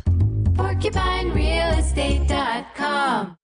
You can put the Liberty Radio Network on the air in your area. Visit broadcast.lrn.fm to learn how. Broadcast.lrn.fm. This is Free Talk Live, 855-450-FREE. That's 855-450-3733 in studio tonight. It's Daryl. And Heather. And Chris. And how would you like to get a home security system delivered right to your door? And I know we're talking about security here, but how would you like to be able to access that security system from your cell phone? Well, you can do that with the Blink Home Security System. You get it, again, delivered right to your door. You download an app, and then it walks you through some steps. And even if you have a complicated router system, you can still get this thing set up fairly quickly. And you can get a notification on your phone whenever something moves in front of that wireless camera, or you can just look at your phone whenever you want to see what is in front of the camera. And have we got a deal for you? You get 3 Blink cameras for what the other guys charge for 1, plus get an extra 10% off. Visit blinkprotect.com/FTL. That's blinkprotect, all one word, .com/FTL. One more time, blinkprotect.com/FTL. Talking about Section 702. And again, there's been a couple of pieces of legislation filed at the federal level. One to outright reauthorize, one to reauthorize with a couple of tweaks that we talked about a little earlier, talking about the just flat-out reauthorization that, well, seems to allow the NSA to do a little bit more than what they have been doing. Again, the article from antiwar.com. They say that the draft bill would allow the government to continue the collection of data under the guise of counterterrorism for at least 90, or hold the data for at least 90 days that they've collected under the guise of counterterrorism for quote-unquote foreign intelligence purposes. And it allows the director of the NSA to waive that requirement on an individual and specific basis if the director determines that such waivers are necessary to protect national security. So let me restate this a little bit. You can only hold the data for 90 days, except for when we say you can hold it forever. Right? Oh, God. I mean, this is... It's such a sham, and I admire senators, I guess, and House members who are trying to fight some of this stuff, but I don't think anything You want to know how you fight it? Is you just let it die because it expires on Right. December 31st. That's fine, but it doesn't mean they're going to stop doing it. That's my whole point, that the genie's out of the bottle. The NSA has this ability. Right, but the genie gives you 3 wishes. Could you wish for the genie to just go away? You can't. That's the problem. And again, I blame part of this on this whole America first. We're the freest country in the world. Well, in economic freedom, Cato released their latest study there. We're number 11. So no, you're. Oh wow, we're that high. I thought we were like 20. No, that's slid. It continues to slide downward on the Cato's economic freedom of the world. New Zealand moved up to number 2, and I think Singapore is still. Hong Kong, Singapore, New Zealand are always top 3. Right. So on both economic plus when you factor in the human liberties. Which the Fraser Institute does, Hong Kong and New Zealand still 2 of the top 3. Right. And we're not number 1. We're not number 1 because we continue to allow... You know what the U.S. is number 1 in? Yeah, prison population. Prison population per capita. Right. The number of... what are the big boats with the airplanes that land on them? Aircraft carriers. Yeah. We've got more of those than anybody else. Highest military drones, spending. More drones that drop bombs around the world. Overall military spending, highest in the world. 10 times something like that. Our next runner-up. Yeah. So more don't than like the next 7 or 8 countries combined. Yeah, but the point is don't contribute to it by telling people that we're number 1 and we're the freest country in the world, because we're not. You're lying to people, and you're encouraging government by saying, you know what, we can get away with whatever we want to do because these rubes out there, and I'm talking to you, whoever's listening, these rubes are just going to keep saying we're number 1, and they're not going to care. They're not going to listen. Well, you need to listen. Most of the people that say we're number 1, we're the freest country in the world, also want to make patriotism mandatory and believe that anybody that doesn't properly salute the flag needs to be either thrown in prison or executed. Right.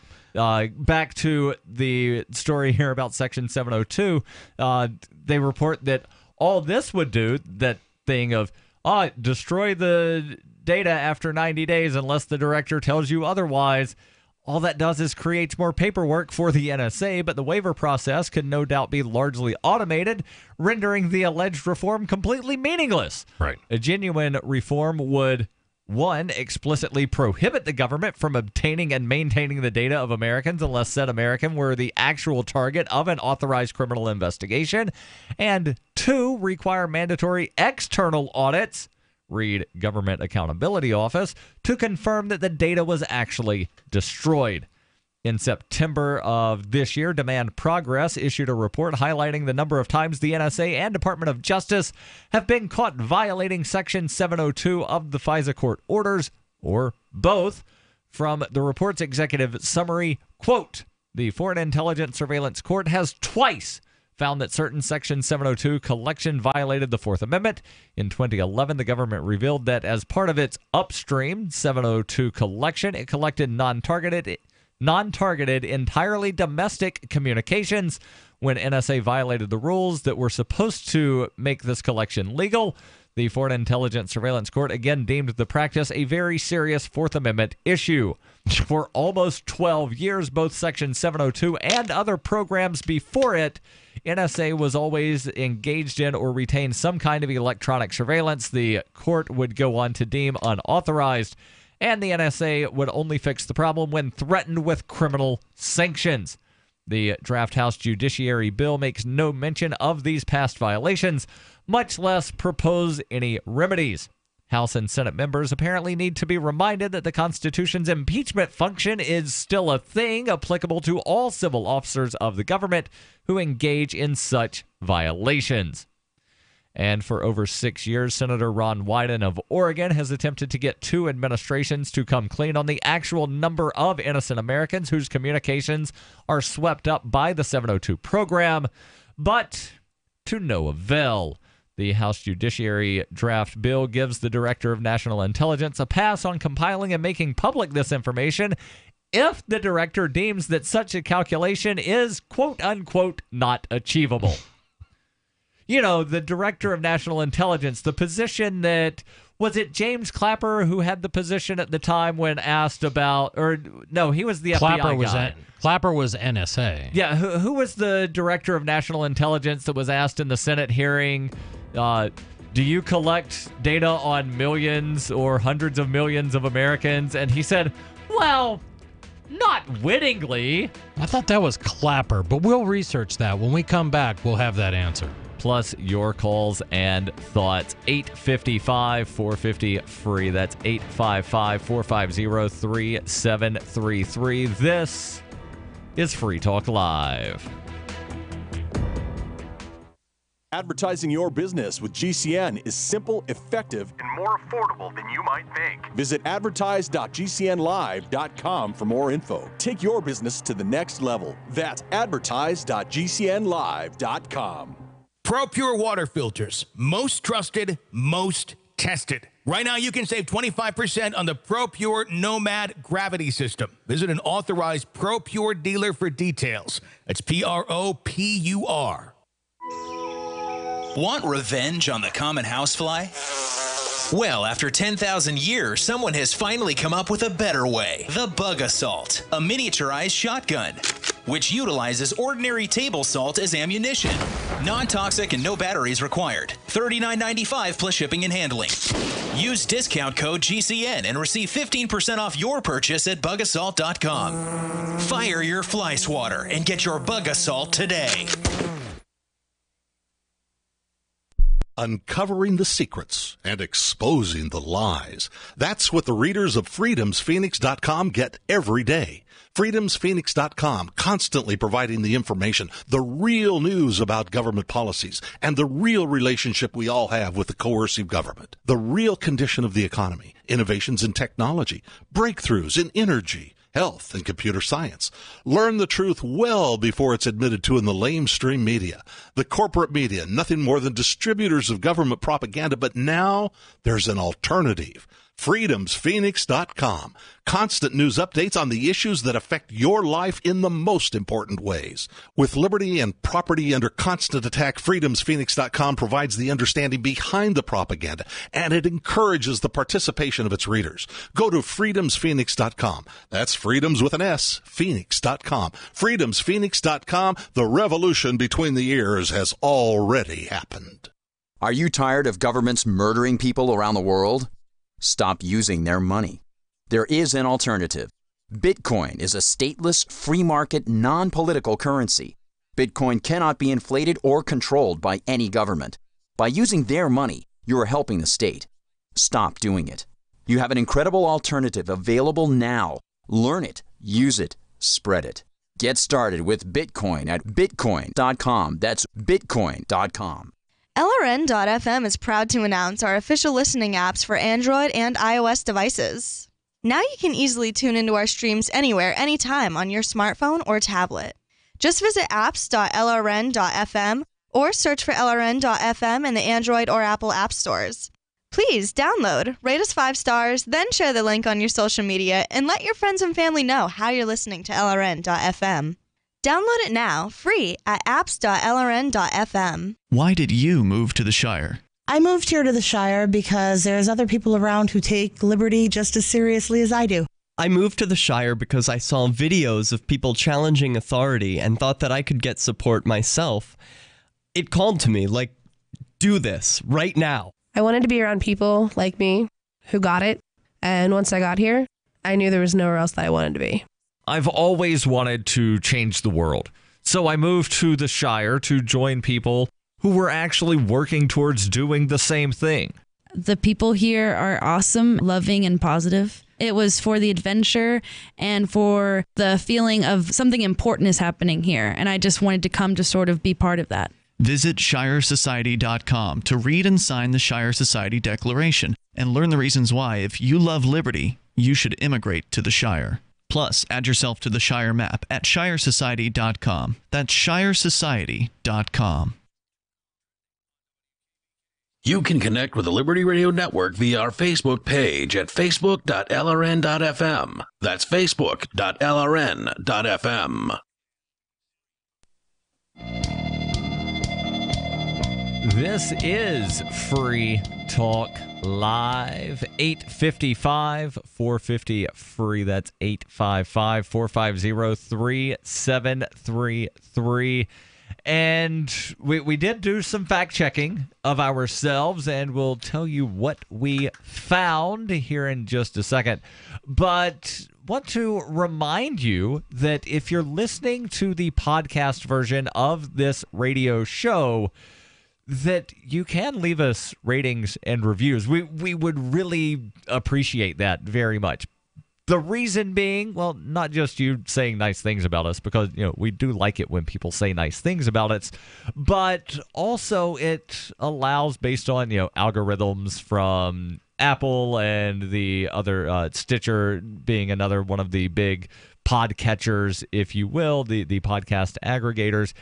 It allows other people to then easily find the show based on higher rankings, based on the numbers of reviews. So if you like the show and you listen to the podcast, please leave us a rating, leave us a review.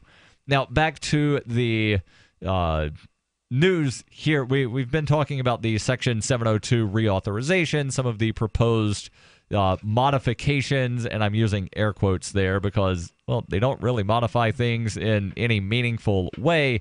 But there was the question that I had about, was it James Clapper, and was he the director of national intelligence, who several years ago was questioned by Senator Ron Wyden, who is one of the opponents to reauthorizing Section 702.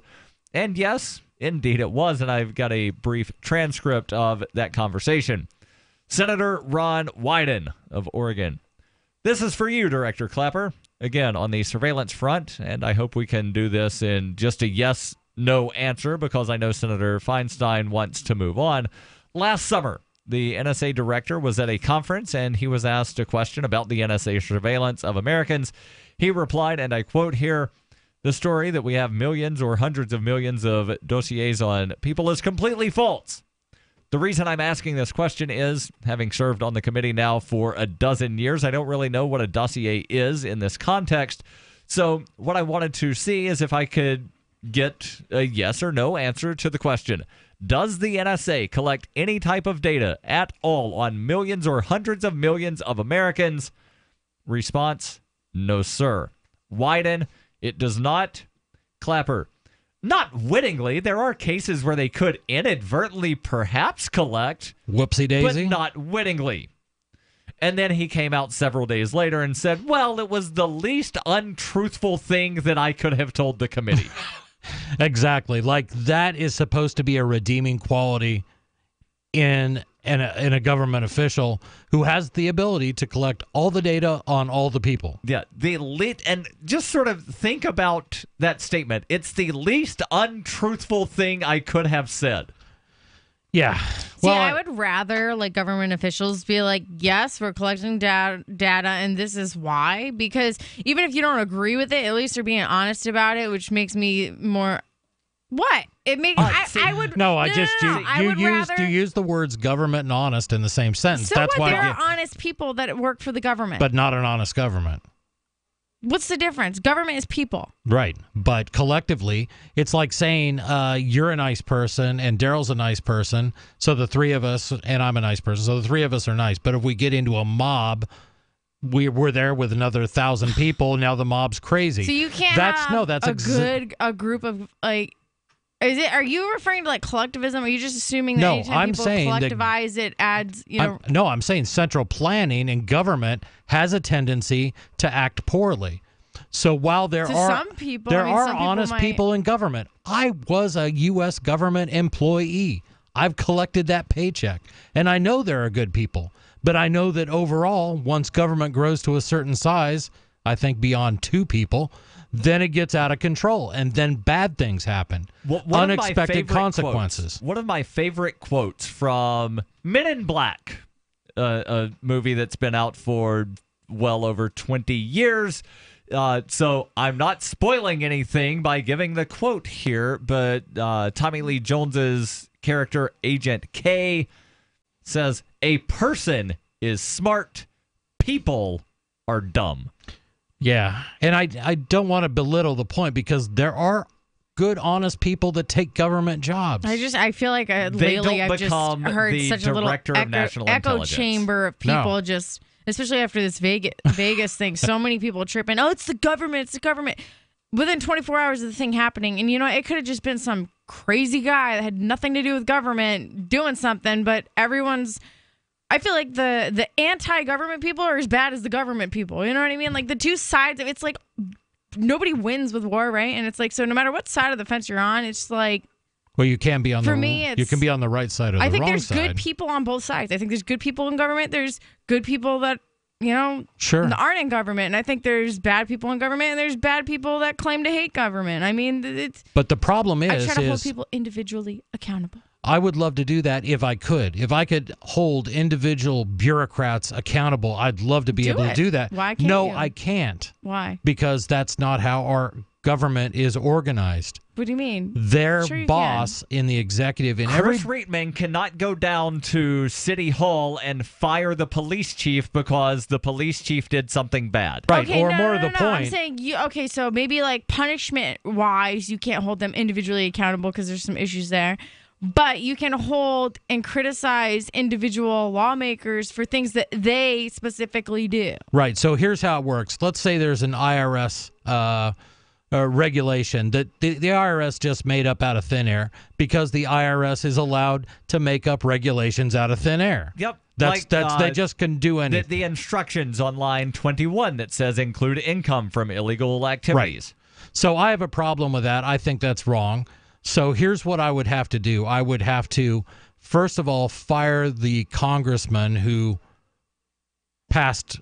No, it's not even that. It's president. All the members of Congress that passed the thing to create the IRS, they're all dead. So yeah, they're all dead. So I can't hold them accountable. And the president is actually in charge of the executive branch. He could have vetoed, I can't, but he didn't. But he didn't. Well, and our current president, he won't do anything about it. Are you like, do you guys think that could be well-intentioned government? Yes, there could be. But there also could be a Santa Claus and there could be an Easter Bunny. I understand what you're saying because you want to see the best in people, and I want to see the best in people. But when we allow ourselves to create huge government, and I'm much more in favor of very small government. Yeah, I'm in favor of small government. Like town size small, that I can have more impact on than I can on a national government. It's just gotten too big. Now, I know that quoting dead people doesn't, automatically mean that what I'm about to say is, somehow more significant than if I were to say it myself. But some people wind up, some dead guy said it, so therefore it must be, like some ancient wisdom. C.S. Lewis said, of all tyrannies, a tyranny sincerely exercised for the good of its victims may be the most oppressive. You're reading that off my Facebook page? I just posted that today. No, I'm reading it off of Goodreads. I remember seeing somebody share it earlier today, but I couldn't remember who. Well, give me credit for C.S. Lewis's words. Let me go back and explain why James Clapper lied to Congress. The date of that exchange with Senator Ron Wyden was March 12th, 2013. What happened just about 3 months later, Chris? Edward Snowden popped up kind of out of nowhere. And proved that James Clapper was lying. Right. Had the exchange happened in, say, July or August of 2013, I think Clapper may have told the truth because, the information would have already been out there. Right. Something else interesting in about this same time period, there was the Supreme Court case that was dismissed because the plaintiffs had no evidence that they were being spied on by the NSA, and then a couple months later found out that, they probably were. This is Free Talk Live. Your calls and thoughts welcome. 855-450-FREE. That's 855-450-3733. What are your thoughts on all of this? This is Free Talk Live. Crimes of the Crown by Captain Mark. The Crown casts the world in shadow and claims to be our guiding light. Cowards clamor for security from boogeymen and ghost stories.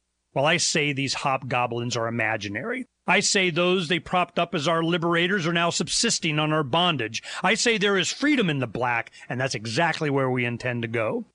The Crown banishes its own officers for exposing its crimes and tortures dissidents to the brink of madness. It dominates the globe and swallows the wealth of generations, leaving only blood and excrement. The Crown calls it piracy to explore frontiers beyond its grasp. So the time has come for us to define the conduct among pirates. I say the Crown has trampled our necks long enough. Need decentralized solutions to centralized problems? Looking for a community of like-minded scoundrels? Or just want some swag to let the Crown know what you think of it? Join the conversation at pirateswithoutborders.com. We won't be hard to find. Hello, Mr. Anderson. The NSA has noticed how much time you spend on conservative news sites. We have no choice but to consider you a domestic terrorist. Tired of your internet activity being monitored by Big Brother? Get VirtualShield.com, the world's easiest to use virtual private network. Browse the web anonymously, leaving pesky advertisers and spies in the dust. Get started today at VirtualShield.com. Take advantage of our free 30-day trial. VirtualShield.com. You have the right to remain private.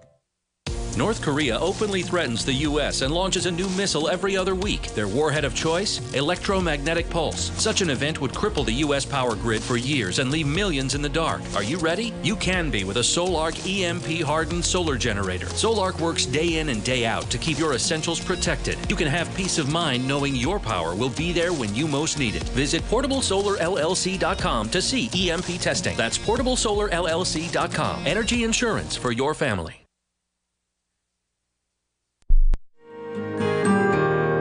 So the protection of life, liberty, and property is what the Free State Project is all about. But it's an effort to move 20,000 people who understand. It's about demonstrating to the entire country that, yeah, we can have a free market, a truly free market. Making it just a freer, great place to live. It's the world's largest voluntarist libertarian community, and it's only getting bigger. That's amazing, to be able to move to a place where other people passionately believe in being free and independent. What the Free State Project is managing to do, though, is to put their money where their mouth is. It's physically getting up across the country and saying, let's go someplace and let's demonstrate the power of these ideas. There's a lot of kind of philosophy that surrounds liberty. There's a lot of thinking about it and talking about it. But here in New Hampshire, people are doing it. 101 Reasons Liberty Lives in New Hampshire, a documentary by Free State Project Early Movers. Watch it free at 101reasonsfilm.com. 101reasonsfilm.com. You may already know about the Free Talk Live audio-on-demand phone line at 641-793-9660. Did you know that not only can you listen to Free Talk Live via your phone, you can also leave a message and have it delivered to Free Talk Live's hosts? To leave us your thoughts, just dial 641-793-9660. That's 641-793-9660. Press 2 for Free Talk Live, and then hit 0 to leave your message.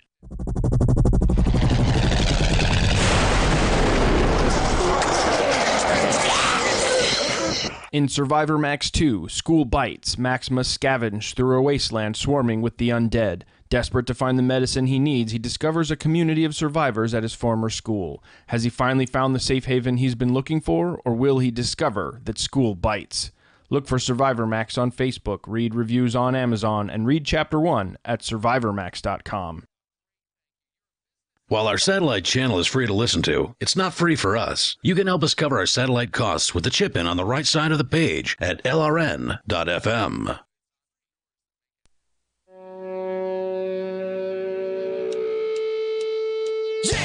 This is Free Talk Live, 855-450-FREE. That's 855-450-3733. In studio tonight, it's Daryl. And Heather. And Chris. And have you ever wanted to start your own website or blog, but you've not been able to put your idea into action? Well, you're in luck because HostGator, one of the top hosting companies out there, is offering a special deal to Free Talk Live listeners. Go to HostGator.com/FTL, and you can get up to 50% off their regular prices. Hosting your own website or blog can be intimidating, but HostGator makes it easy. HostGator offers a simple one-click easy installation for WordPress, and they have 24-hour-a-day, 7-day-per-week over-the-phone or live chat tech support, and a very intuitive and user-friendly control panel that puts the power of creation and the simplicity of use into the hands of you, the customer. HostGator has a 99.99% uptime rating, so you don't have to worry about outages. To get that special offer of up to 50% off just for Free Talk Live listeners, go to HostGator.com/FTL. Yeah, so I brought in a story, and Heather kind of had the idea, so we kind of looked for a story that supported the idea of something to talk about, and that was all the fake news about the Las Vegas shooting, the tragedy in Las Vegas.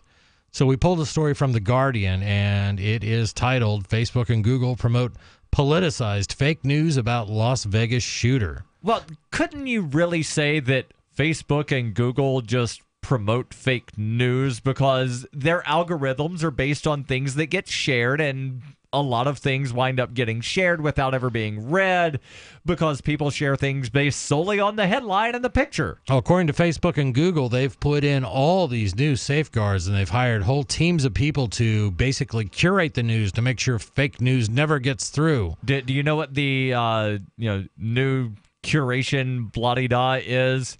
You can click the little drop-down menu at the top and then mark, this is fill in the blank. Right. But if you already agree with that topic, you're less likely to do that. So let's get into the story. Facebook and Google promoted false news stories claiming that the shooter who killed more than 50 people in Las Vegas was a Democrat who opposed Donald Trump.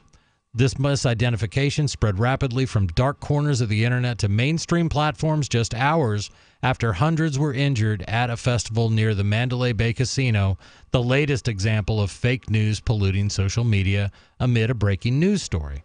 The flow of misinformation on Monday illustrated a particularly grim trend that has increasingly dominated viral online propaganda during U.S. mass shootings, hyper-partisan trolls battling to blame the tragedy on opposing political ideologies. And it's not just mass shootings where you see people post all kinds of stuff. Craziness. Name any event, and unless it's being broadcast live on television, people are going to make up stuff about it. And hell, even when it even is things live that are broadcasted, there's people make stuff up. Right. I mean, look at the Charlottesville rallies, the free speech Right. rally in Boston. Same thing with that. Like, there's so much false stuff coming out, you know. Look at during the hurricanes. That became politicized. Yeah. You know, Trump's response to Irma or Maria.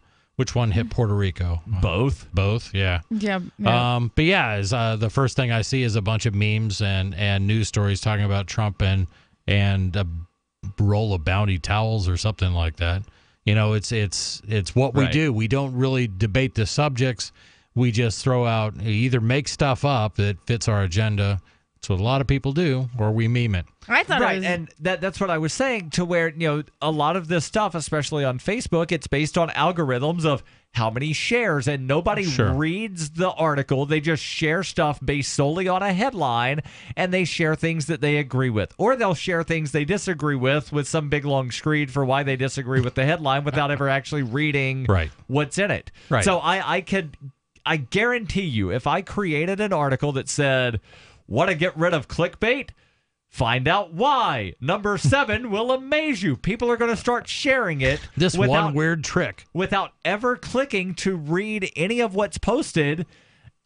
Right. And it's going to go viral on how to get rid of clickbait in 7 weird steps. Right. But I could just as easily come up with an article and post it and say, Trump impeachment imminent. Right. And it would get shared far and wide, and it could be a tuna casserole recipe.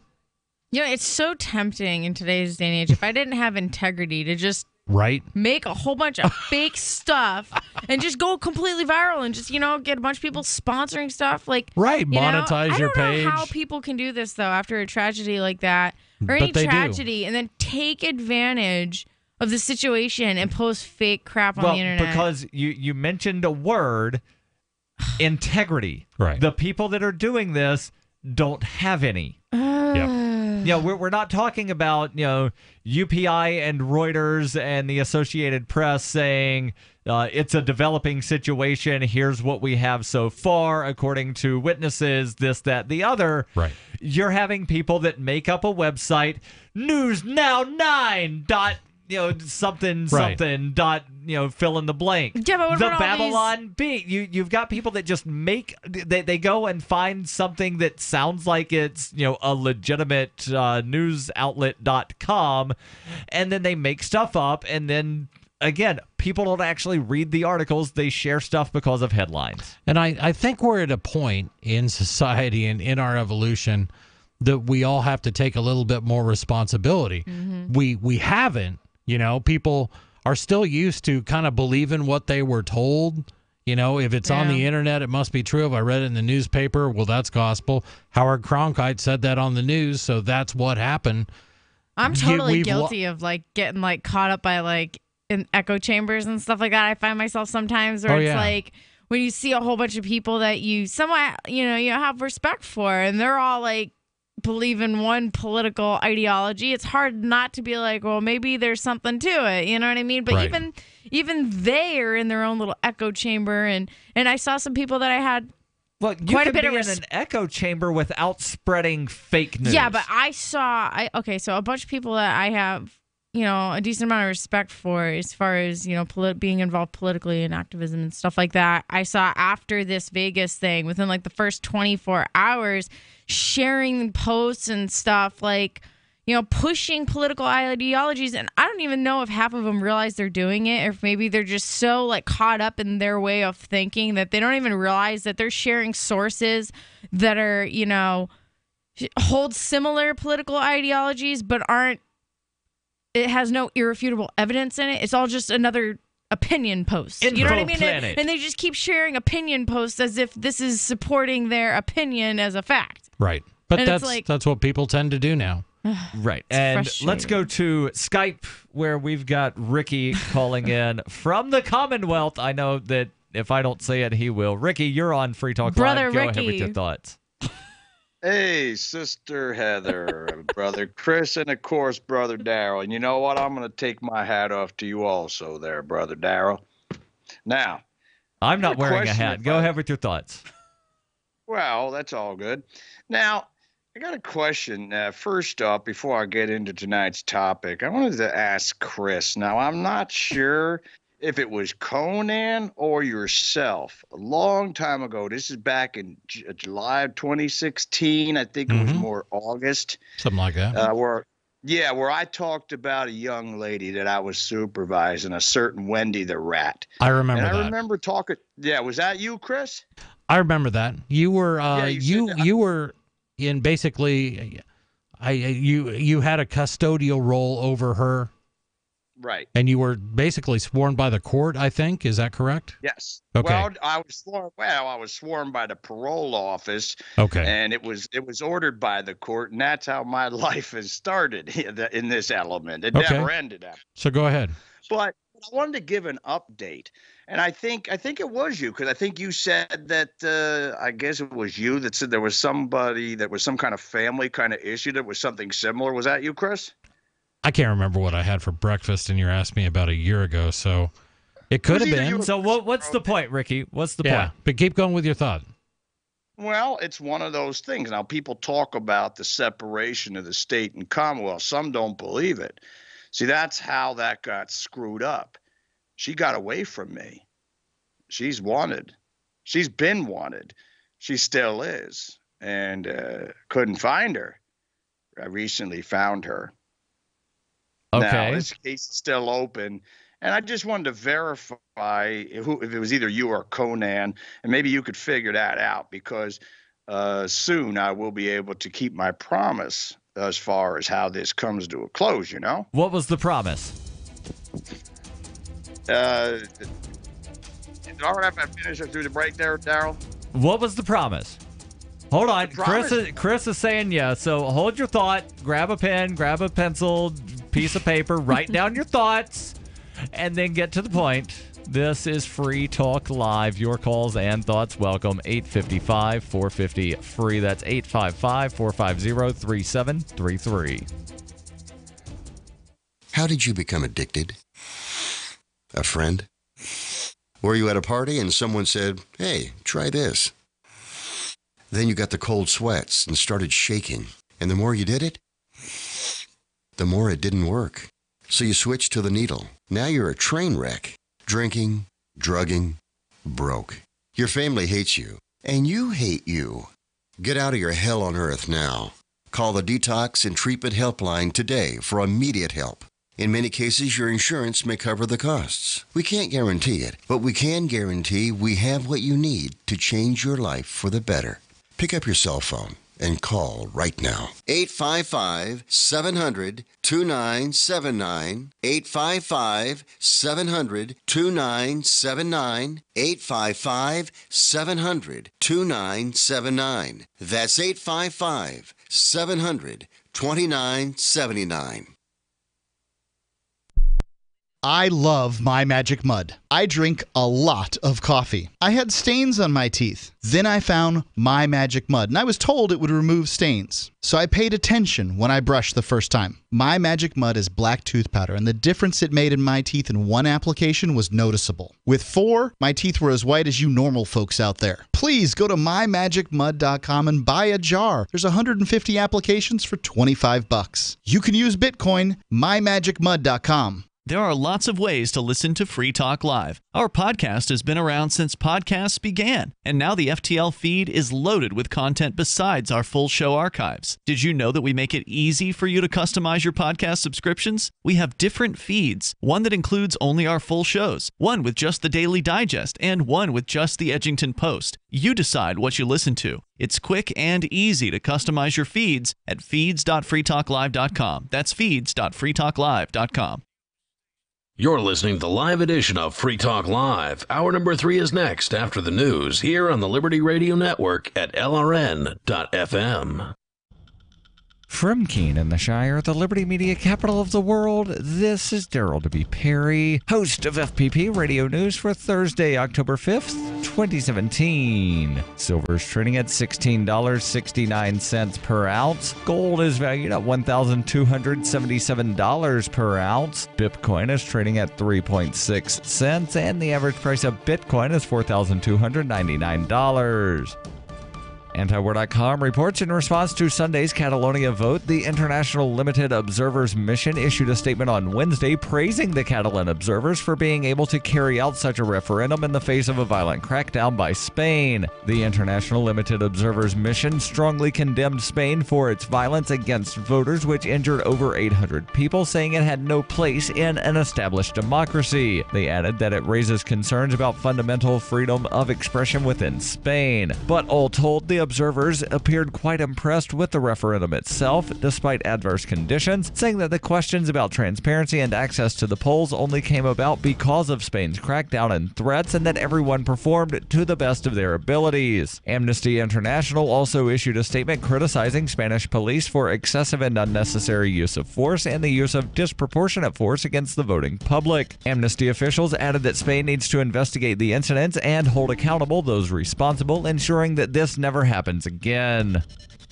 For over 40 years, Roberts & Roberts Brokerage has been a trusted source for buying and selling precious metals. Gold, silver, platinum, and palladium. They don't feed the banks. They're Bitcoin preferred and have removed the minimum purchase amount for all orders paid in the digital currency. Call Roberts & Roberts Brokerage today for knowledgeable advice on buying and selling precious metals and a forward-thinking approach to new technologies. 800-874-9760 or visit online at rrbi.co. Reuters reports a bipartisan group of U.S. lawmakers unveiled legislation on Wednesday that would overhaul aspects of the National Security Agency's warrantless internet surveillance program in an effort to install additional privacy protections. The bill, which will be formally introduced as soon as Thursday, is likely to revive debate in Washington over the balance between security and privacy, amid concerns among some lawmakers in both parties that the U.S. government may be too eager to spy on its own citizens. The legislation, written by the House of Representatives Representatives Judiciary Committee is seen by civil liberties groups as the best chance in Congress to reform the law known as Section 702 of the Foreign Intelligence Surveillance Act before its expiration on December 31st. Senior U.S. officials consider Section 702 to be among the most vital tools they have to thwart threats to national security and American allies. It allows U.S. intelligence agencies to eavesdrop on and store vast amounts of digital communications from foreign suspects living outside the United States. But the program, which was exposed in 2013 by former NSA contractor Edward Snowden, also scoops up communications of Americans. Those communications can then be subject to searches without a warrant by the FBI. A discussion draft of the legislation, a copy of which was seen by Reuters, partially restricts the FBI's ability to access American data collected under Section 702 by requiring the agency to obtain a warrant when seeking evidence of a crime. That limit, however, would not apply to requests of data that involve counterterrorism or counterespionage. The narrower restrictions on what some have called a backdoor search loophole has disappointed some civil liberties groups. Several organizations sent a letter this week saying they would not support legislation that did not require a warrant for all queries of American data collected under Section 702. The legislation would also renew the program for 6 years and codify the NSA's decision earlier this year to halt the collection of communications that merely mention a foreign intelligence target, but that codification would end in 6 years as well, meaning the NSA could potentially resume the activity in 2023. Republican senators introduced a bill earlier this year to renew Section 702 without change and make it permanent, a position backed by the White House and many intelligence agencies. But that effort is expected to face major resistance in the House, where an influential conservative bloc of Republicans earlier this year said they opposed renewal unless major changes were made, reflecting disagreement with the majority party. Separately, Senators John Cornyn, the number 2 Republican in the chamber, and Democratic Senator Dianne Feinstein are working on Section 702 legislation that may also be introduced this week and include fewer reforms. Every purchase you make from one of my affiliates at shop.fppradio.com helps fund FPP Radio. That's shop.fppradio.com. This has been FPP Radio News, online at fppradio.com. Fans of the Tour de France will be disappointed to hear that the race has been put on hold for an indefinite amount of time, as many of the world's top cyclists are currently riding over to the creek to check out cool bugs. Our Chad Williams is live in Bergerac, France. Thanks, Rachel. Roads that should be full of bikers are empty this afternoon. Right now, the riders were supposed to be here making the climb up the legendary Mont Ventoux, but instead, they rode into the woods after German cyclist Andre Greipel heard that there were a bunch of stick bugs down at the creek, and then everybody wanted to go down there and throw rocks at them. That's when Dmitry Muravyev reportedly skinned his knee but didn't care, and Irish champion Nicholas Roach announced he saw this big weird frog with like an extra arm or something, but it was hard to tell because it hopped away too fast. Race officials have not put a time frame on when the event will pick up again. People keep saying that this is going to delay the race, but if I know these boys like I think I do, they're going to find some awesome shortcut through someone's backyard. This is the Onion News Network.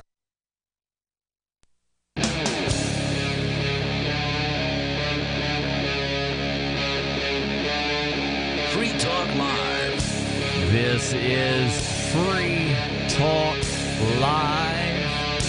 855 450 free. That's 855 450 3733. Kicking off our number 3 in studio tonight, it's Daryl, Heather, and Chris. And we're going to head back to the phones where we've got Ricky calling in. Kept him over from the last hour. And Chris, can you summarize where he was going? He was in the middle of a story about something. Yeah, there was a Ricky called in a little over a year ago talking about a case where he had been, I guess, appointed to a supervisory role over a woman through Pennsylvania's parole system, and we never really heard where all that went, so I guess he's going to give us an update. Go ahead. All right, Ricky, you're back. Go ahead with your thoughts. Thank you there.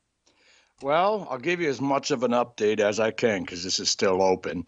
But what ended up happening is it got screwed up. It was a state versus a Commonwealth issue, and she played a game. And all I'm going to say is it was a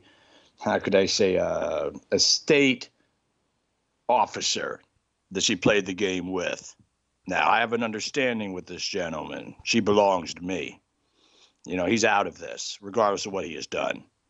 And I found her recently, you know, and it's just, this is how screwed up the world is because I'm trying to help her. You know? So how does I she really am. belong to you? In what way? I have her warrant for arrest. For your arrest? Her arrest. Are you like a law enforcement officer? Deputy of the Commonwealth of Pennsylvania there, young lady. Okay. Ah. So you've been deputized by the parole officer. Correct. Okay. Right. Okay. And I will say my life as an activist kind of took a little bit of a turn, and that's where this is interesting. You know, but I mean, I will be soon be giving a full update, and that will be one way or another. Either she's going to turn herself in, which I'm trying, or I'm going to go get her. You're going to be Dog and the I'll Bounty be able Hunter. To give all the details. You'll be Dog the Bounty Hunter? Now, does she commit a crime with a victim? Yeah, yeah, she did. Who's the victim? Are you allowed to discuss that? Yep, I can discuss that. Originally, she garnered the 5 felonies. She garnered the 3 right off the bat because she was drinking. Supposedly tried to say she's going to kill herself, and decided with her car. And she got, I believe, the charges were felonies were destruction of public property. Public property. Let's see, reckless endangerment. I'm trying to think of what the third one was. Now, what ended up happening is she went to jail for 90 days, got out.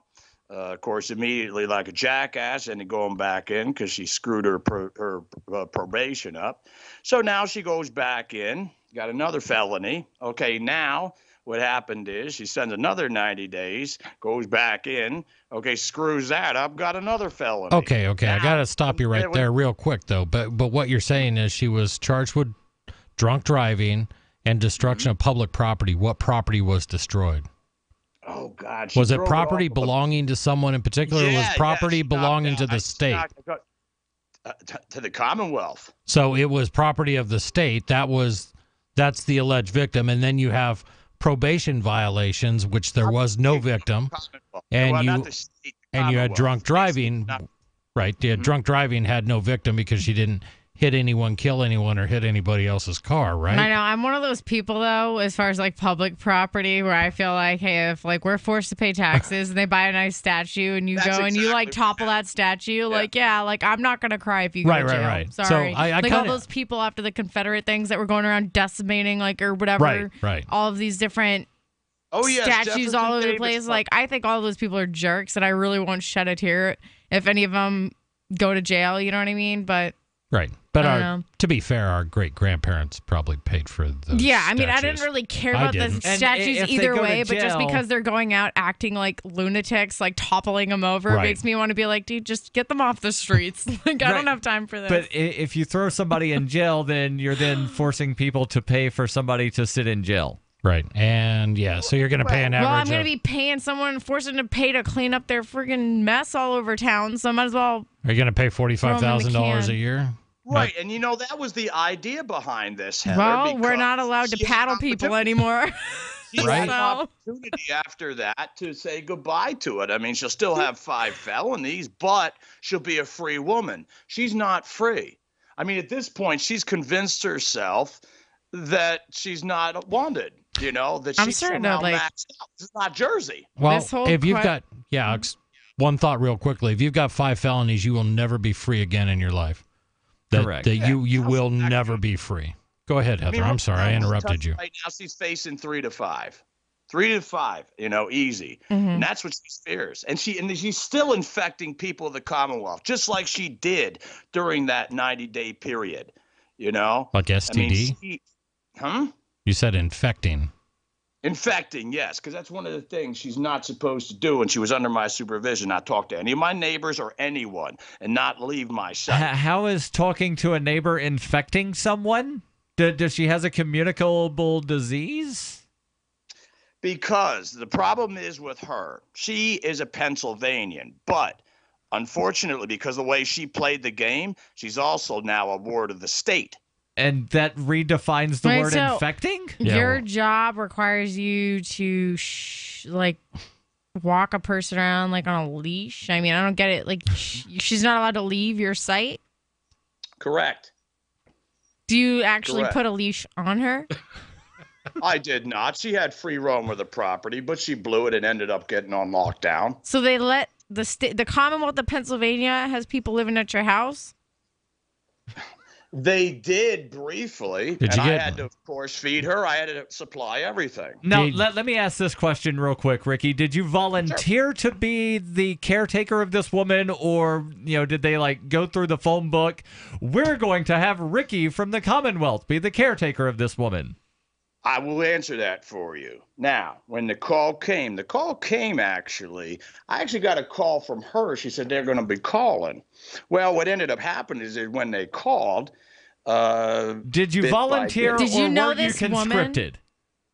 I knew her, yes. I actually was trying to help her as a person. 'cause I Did you met her in town. volunteer or were you conscripted?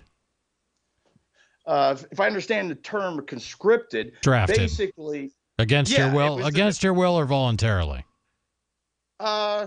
Voluntarily. So wait a minute. I think I'm getting the picture here. You knew you knew this woman personally, and she got in trouble with the law. Was she put on house arrest or something? And then you agreed to take her in or something? This is what it sounds like. The idea here is her thing that she said is from day one of that 9 months in and out, she kept saying, I want to get out, never get back. It's like Clockwork Orange. But you said she So the wasn't allowed to court leave put your that- property? Like, she kind of sounds like a slave. No, she wasn't a slave. She's a criminal, sweetheart. She She's a was criminal. detained. Well, by you on your property Basically, and given to everybody's you a by criminal, the state? Ricky, because we all commit, on average, 3 felonies a day. Thank you for the call. Did it not sound like... This Yeah, sounded no, a little no. creepy to You me. didn't see Daryl or I arguing with you. We're saying that kind of sounds saying, like a slave. He's like, she was in my watch. She wasn't allowed to leave my property. Right. She blew it. is she running away from you, Ricky? Yeah, I know. She got Brother she Ricky, put a what's shock going collar here? on her and Sounds wired like up like we're a getting some dog fence. confessions on Free Talk Live Now, tonight. I'm kind of curious about the collar and paddling line of thinking that Heather was going down. Yeah, I think there's a side of Heather we just I have don't know. It was never funny. That's uncovered actually before. what I was going to say when you were like, oh, maybe...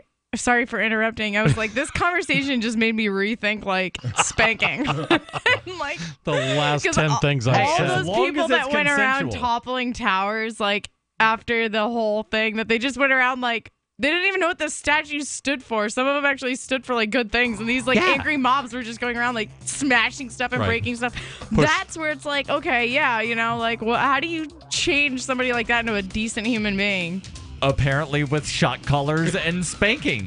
Maybe. I don't know. Let's and try maybe it. sucking a toe. I'm not sure. This is Free Talk Live, 855-450-FREE. That's 855-450-3733. This is Free Talk Live. I got my Blink home security system delivered right to my door. I downloaded the app and it walked me right through the easy setup. Even with my complicated router system, I was done in 10 minutes. Now it notifies me whenever something moves in front of the wireless cameras, or I can just check it whenever I want right from my phone. And I got you a deal. Get 3 Blink cams for what the other guys charge you for 1, plus an extra 10% off. Visit blinkprotect.com/FTL. blinkprotect.com/FTL. blinkprotect.com/FTL. The 3 most important things you can do for LRN.FM are: 1. Let your friends know you're listening to LRN.FM on your social networking profile. 2. Buy the things you buy online through shop.LRN.FM. 3. Give $5 a month to the AMP program at amp.LRN.FM. You likely buy all kinds of things online. Amazon is the largest online retailer. You can get what you need at the same great prices, and LRN gets a cut. Please do your online shopping at shop.LRN.FM. Earlier this year, after many years of conflict over the direction of Bitcoin, the creators of Bitcoin Cash did just what they were told to do. They forked off. Now there are two Bitcoins, the one that is run by the big bank patsies, and Bitcoin Cash, the one that stays true to the creator's vision. Bitcoin Cash has surprised many with its relevancy and staying power, and the price reflects it. If you believe that Bitcoin was meant to be a low-cost, easy-to-use, peer-to-peer currency that could bring economic freedom to the world, you need Bitcoin Cash. Get your Bitcoin Cash wallet right now at bitcoin.com. Do you want to help build a better financial system for everyone? Join Dash. Dash is Digital Cash, a digital money platform designed to replace cash and help people manage their own wealth. It's fast and easy, fees are low, and transactions are confirmed instantly. Dash is decentralized, run by users who earn rewards for helping run the network and make governance decisions. Dash is set up to succeed where other platforms have failed. Give it a try at dash.org. Help people take control over their financial future today. Find out more at dash.org.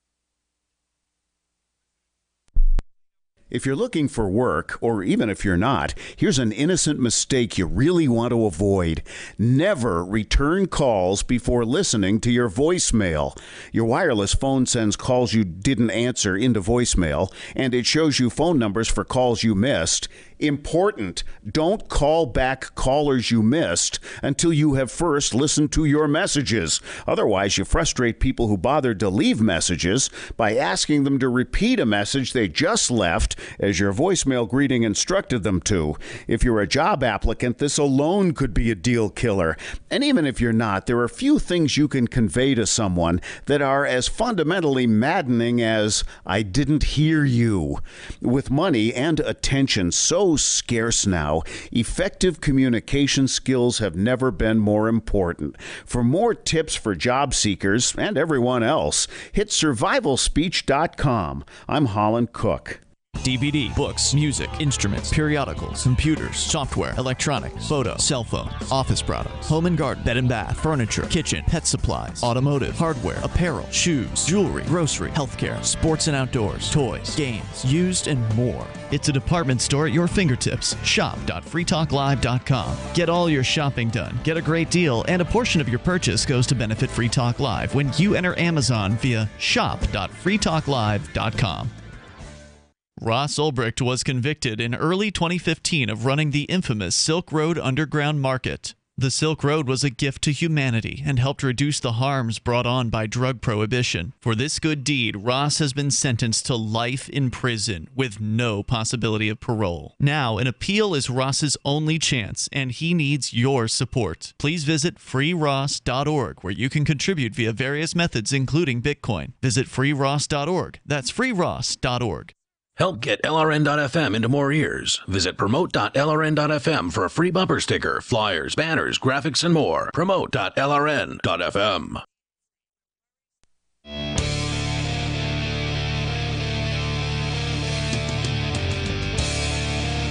This is Free Talk Live. 855 450 free. That's 855-450-3733. In studio tonight, it's Daryl. And Heather. And Chris. And how would you like to save some money on things that you were going to buy anyway online from Amazon? I want to tell you a story real quick. So earlier today, after I made my morning smoothie and wound up drinking said delicious smoothie with lots of health food products, I realized, oh, you know what? I'm running low on turmeric, spirulina, and bee pollen granules. I should order some more. I hate when that happens. And so I went to Amazon, put those items in a wish list, and then went to saveatpurse.com, requested a 25% discount, paid for the order with cryptocurrency. That's how you get the discounts at Save at Purse. And in about 48 minutes, the order got picked up. And I know that because I got an email about an hour later saying that your order has partially shipped. And I'm thinking, wait a second. That's really fast. And so I went and looked, and 48 minutes after I placed the order, somebody picked it up, 25% off. And it's not always that quick. If you go for a high percentage off, doesn't it usually take longer than if you ask for a lower percentage? Couple hours to a few days, and a lot of it depends on how large the order is. So if you're requesting 25% off of a $500 order, you might have to wind up waiting a little longer than if you're requesting 25% off of a $55 order like I was. Right. And I also noticed that the person that picked up the order, this was their first order that they've ever picked up. And that's because, the first couple of times anybody winds up using Save at Purse as a buyer of Bitcoin, they have to purchase a large markup order. And again, I'm saving 25% on things that I'm buying from Amazon. You can as well. And as Chris said, you might want to shoot for a lower discount, something in the 15 to 20% range. But I've been noticing things at the 20 to 25% range getting picked up very quickly. Again, saveatpurse.com. And then when I get the items, I wind up going back to the website saying, I have the items. And then the person on the other end gets the Bitcoin, and everybody is happy because I saved a bunch of money and they have Bitcoin. Saveatpurse.com. Let's go to the phones where we've got Sarah calling in from Albuquerque. Sarah, you're on Free Talk Live. Go ahead with your thoughts.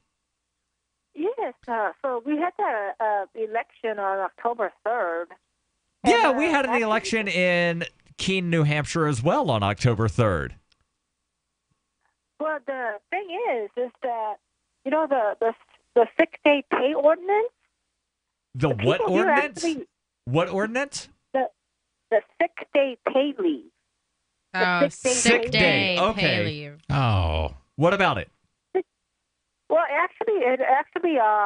it got voted down by over 700 votes. Okay. That people voted against it, and it's amazing because people are so poor here. We're number one in child starvation. How can you vote against something like that? Hold on. What does child starvation have to do with mandatory sick pay? Okay, if you're a parent, if you're a mom, or you have to support a kid, and you have to miss a whole week of pay because you're sick. Okay. That's money. I get it. Okay, well, that's it. Kid. I thought you were going to give us an update on Timothy Keller and Dan Lewis. Oh, yeah. So which of these individuals? Well, they're in a runoff. The election on October 3rd, there were like 8 people on the ballot. Nobody got over 50%. So there's a runoff where Keller and Lewis go on. Was Keller one of the people that you were supporting there, Sarah? Well, yes, I did vote for him because I thought he'd be the best one to defeat Dan Lewis. And you know what is amazing? Did you know that 50,000 people came out to vote?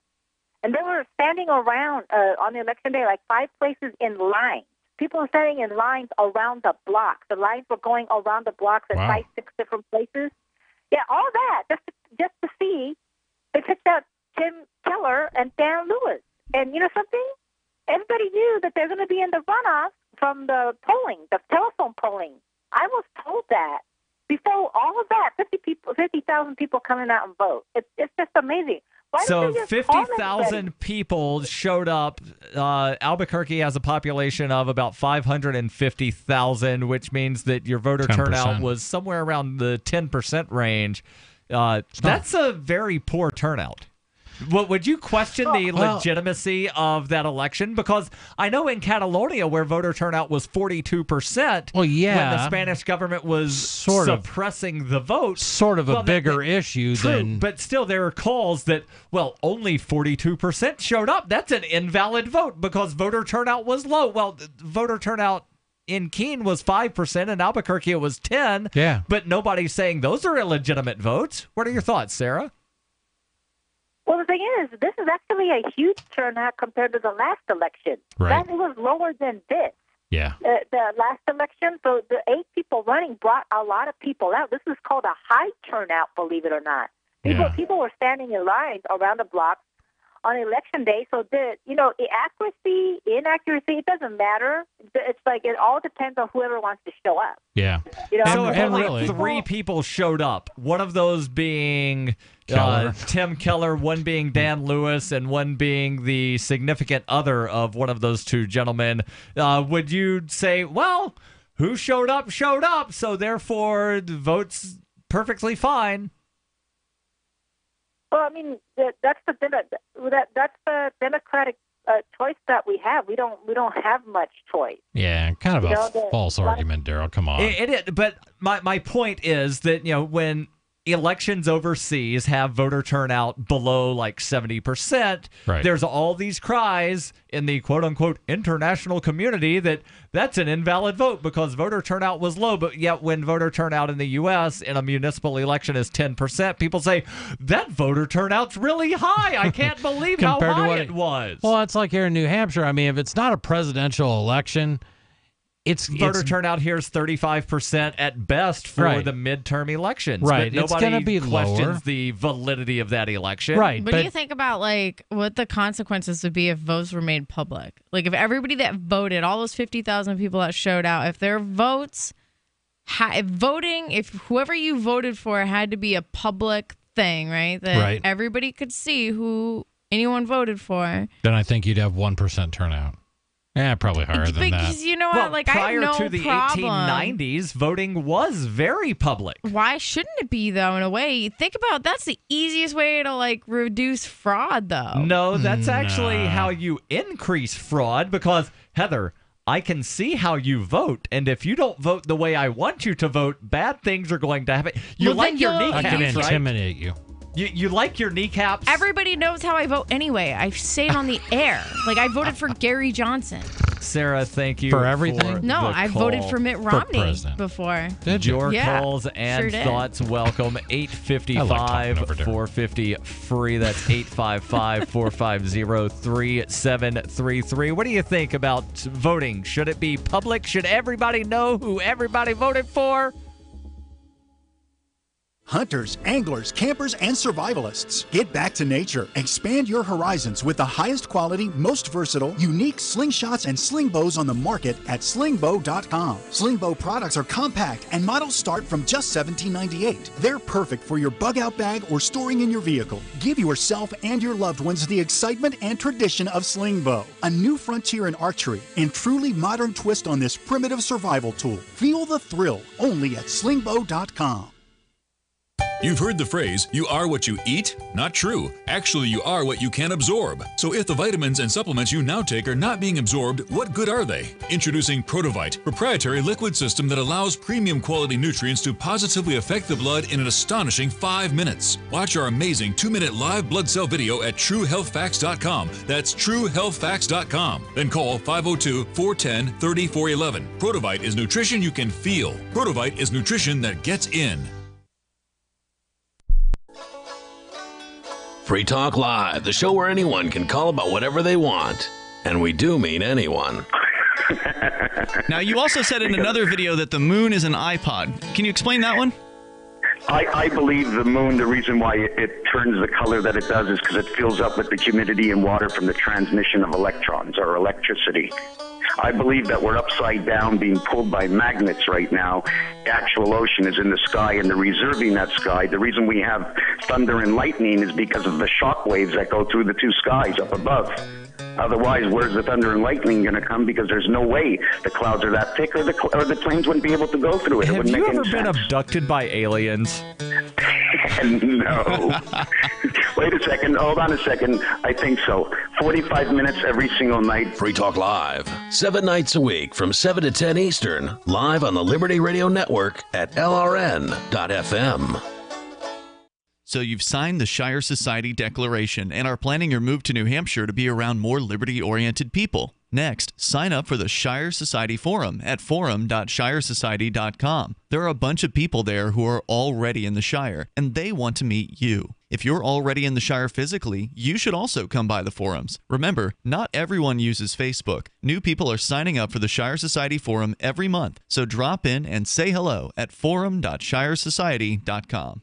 The 3 most important things you can do for Free Talk Live are: 1, share 1 episode a week on Facebook or in some other social networking site. 2, buy the things you buy online through shop.freetalklive.com. 3, give $5 a month to the AMP program. It's my firm belief that Free Talk Live's AMP program is the best use of your charitable dollar among liberty-oriented organizations. Support all the organizations you love.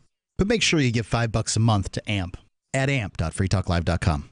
Is spreading the message of liberty, cryptocurrency, and peace around the globe worth $2 per month to you?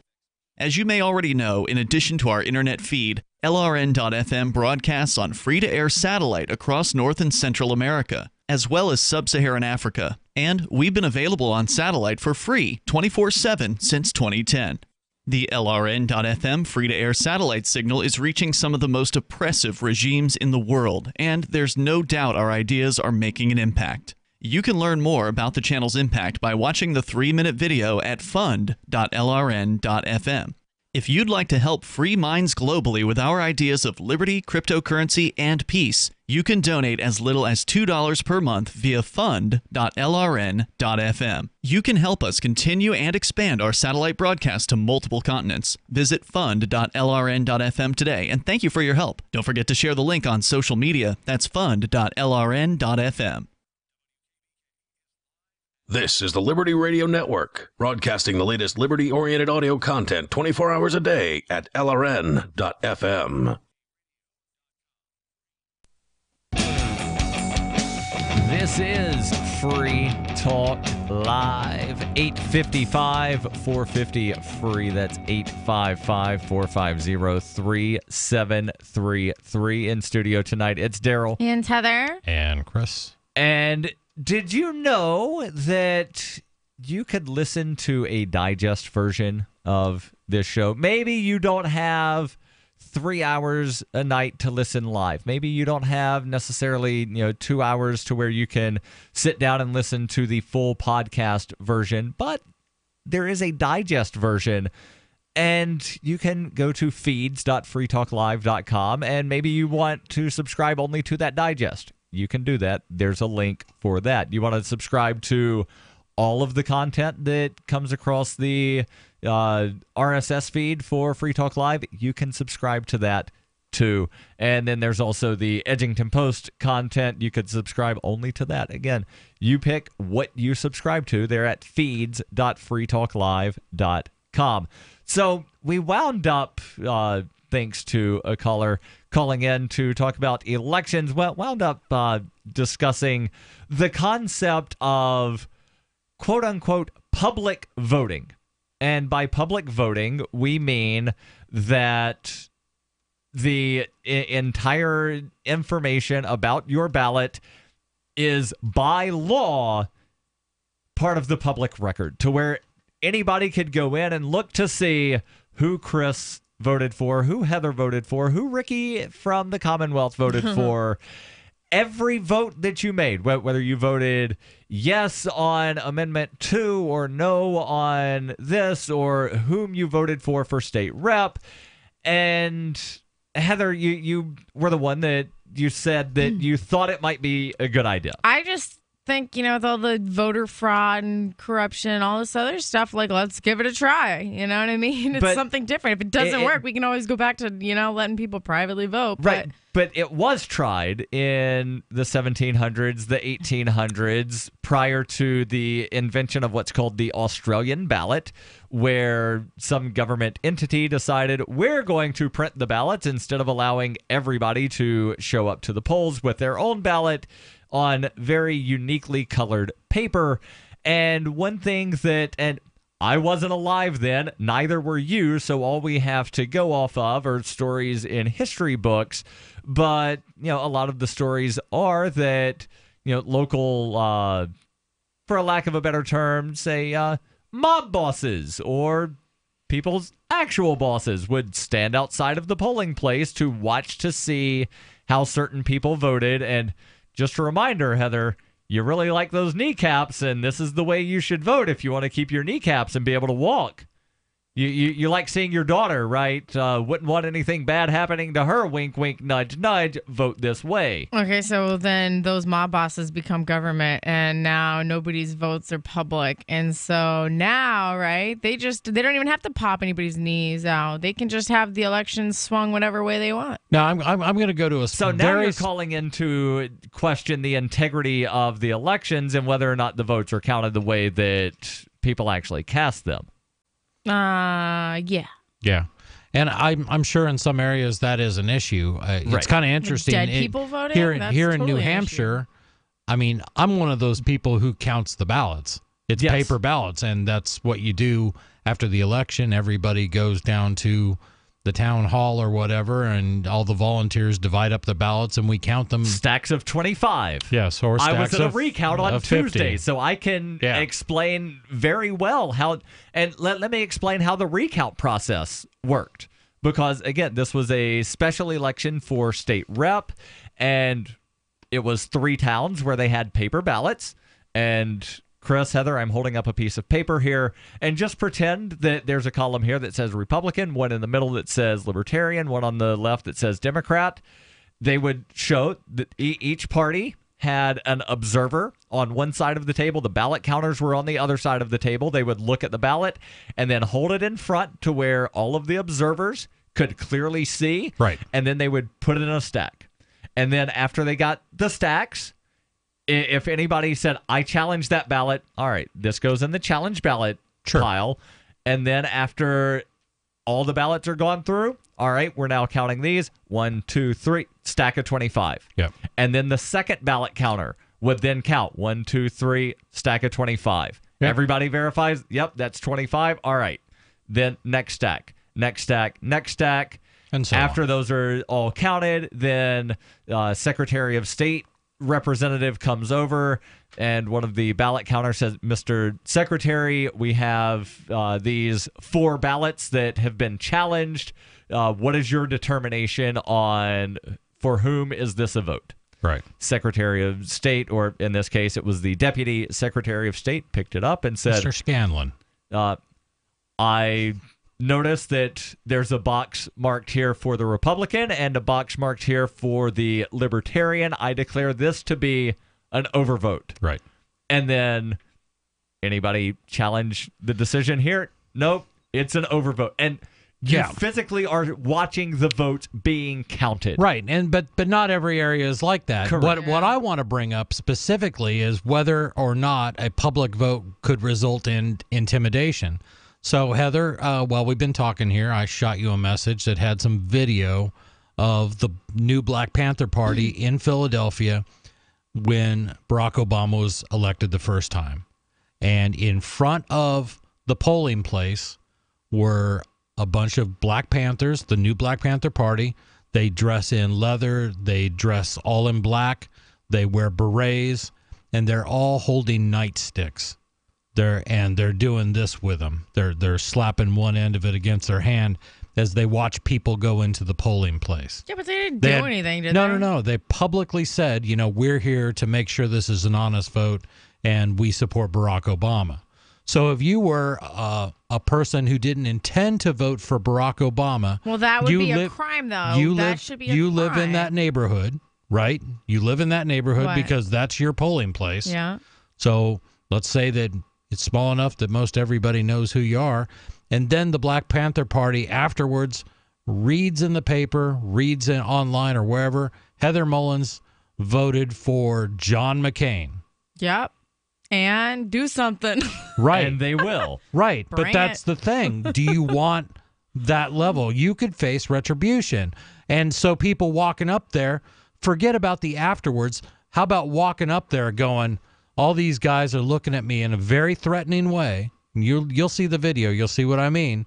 Would you be intimidated to change your vote? And a lot of people would be. No. And then there's you also, might not. And but then how about a there's little old also lady who lives in that neighborhood?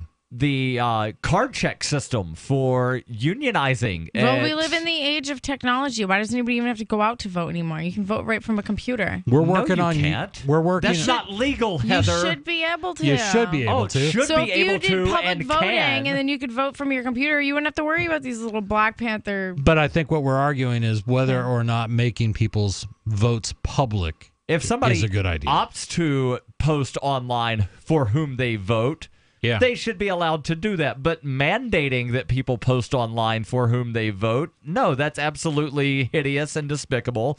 And another example is what they call the card check system for unionization, to where some union boss roams around and basically, intimidates people into signing off on forming a union. That's why a lot of unions are absolutely opposed to the secret ballot form of voting for creating a union, because they know that they can intimidate people when it's the card check system. Yeah. So I don't disagree. I think our voting system, I wish it was online, and I think there could be a blockchain solution to that to ensure privacy, ensure votes had integrity. It doesn't exist today, and I'd rather have it be that way. I think you would get a higher participation if voting were an app. You know what? And you could have it in the. Oh, there's a movie about that. You could have it in the games category because never mind. The Circle. You ever seen The Circle? I don't know. Oh, yeah. Check it out.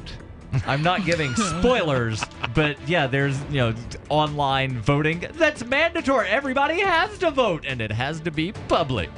This is Free Talk Live, 855-450-FREE. That's 855-450-3733. From the first letter of Captain Mark. History is full of flowery documents claiming to limit the power of the crown, but these poetic social contracts have been impotent to prevent the predation. Limited government is a lie they use to keep us submissive. The crown cannot be trusted to abide by its founding charters, nor its treaties, nor even its own rules. The essence of the crown is centralized violence, and I've had enough. That's why I raised my black banner. I am no revolutionary. My aim is not to reset the cycle of violence, but to break it. My aim is an evolved society, invisible to the crown, not a new hierarchy, but decentralized networks with no central figure for the crown to target. If you want your servile life, keep it, but we will not submit to the crown's agenda. And when you are ready to stop being its beast of burden, ready for adventure and opportunity, join us at pirateswithoutborders.com.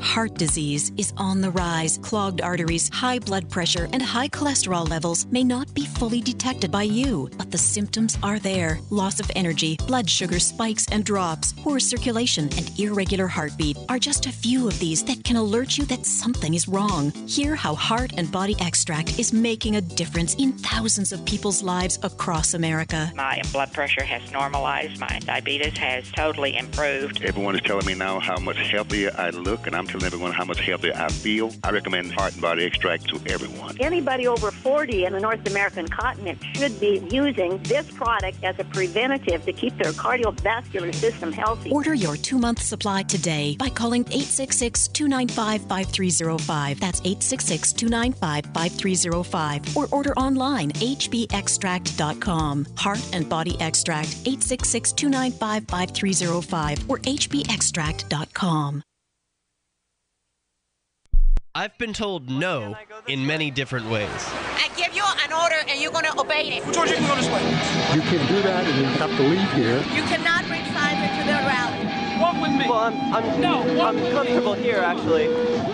Whoa, hey. Who do you think you are? Excuse me. There is no video and audio allowed in this office. No, I have work today. You ain't going to make it. Wait a minute.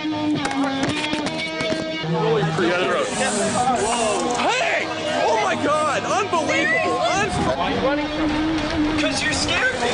What am I being detained for? You're being served. What is this? You're being served. What is this? Bureaucrats have a funny way of telling people no. That's the sound of the men working on the chain. Derek J's Victimless Crime Spree. Watch it for free and order the Director's Cut DVD at victimlesscrimespree.com. Did you know you can watch Free Talk Live during our live show 7 days a week from 7 to 10 p.m. Eastern via our studio cams at cam.freetalklive.com? Plus, you can chat with other listeners while you watch, all totally free. Now that our live video stream is hosted by YouTube, our video archives will be online even faster, so be sure to subscribe to our YouTube channel. Listen, watch, and chat all free at cam.freetalklive.com. That's cam.freetalklive.com. The new 4th edition of Healing Our World, The Compassion of Libertarianism will take your understanding of liberty to a deeper level and has over 1,300 updated references, new cartoons, and a foreword by Dr. Ron Paul. With discounts for multiple book purchases, the 4th edition of Healing Our World is a great gift for the liberals, pragmatists, environmentalists, and Christians in your life who think libertarianism is cold-hearted. Get yours today at healing.freetalklive.com and use promo code FTL for a $5 discount. You can sign up to receive the latest about the Liberty Radio Network via our email updates at updates.lrn.fm. That's updates.lrn.fm.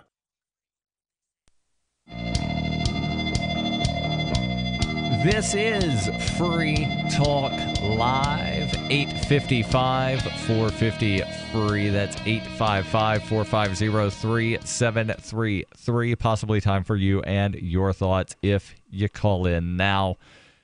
And we will get to the phones here in just a second, but I've got a question for you. How would you like to try the best pillow that you will ever use and try it risk-free for 60 days? No, thanks. I love the one I have.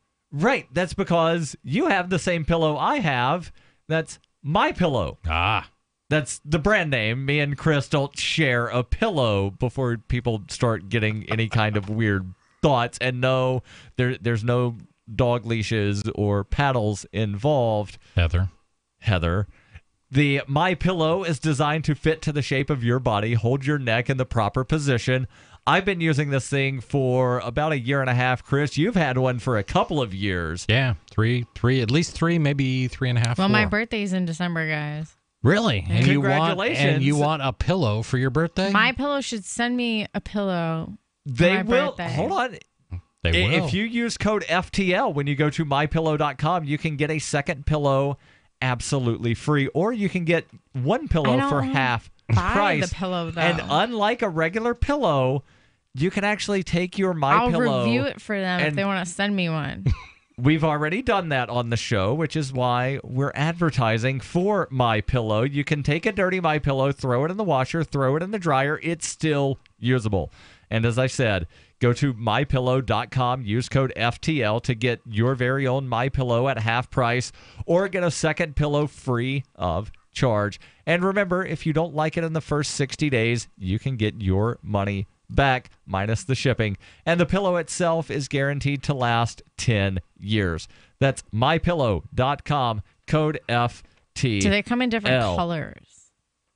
No, but pillowcases do. Oh, they do come in different sizes, which is why they're designed to fit to the shape of your body and keep your neck. I've heard the ad so many times now. I really in want to the try proper position. And I gotta say, Colleen just tossed ours like in the dryer, just to sort of, it wasn't like a full wash. Refluff it. Yeah, just to refluff it, and any pillow's gonna scrunch down, as you sleep on it. Mm-hmm. You throw it in the dryer for, I think it was like 15 minutes, and it's like right, because the memory foam, and not to get too technical on how the MyPillow is made, but the memory foam, it's not one big giant chunk of foam. And I've had pillows like that before, where it's a big giant chunk of foam rubber, and if you have one of those really large, giant chunk of foam rubber pillows, don't use it in a pillow fight because it can cause concussions. But the MyPillow, it's chunks of the foam, and then they sort of interlink in some kind of way, and all of that info is on that website. Again, mypillow.com. Use code FTL. Get one half price, or get that second one absolutely free of charge. And then send it to Heather. Or Heather can buy her own MyPillow. Let's go to Skype, where we've got David calling in. David, you're on Free Talk Live with Daryl, Heather, and Chris. Go ahead with your thoughts. Hey, you know what makes the best kind of pillow, don't you? MyPillow.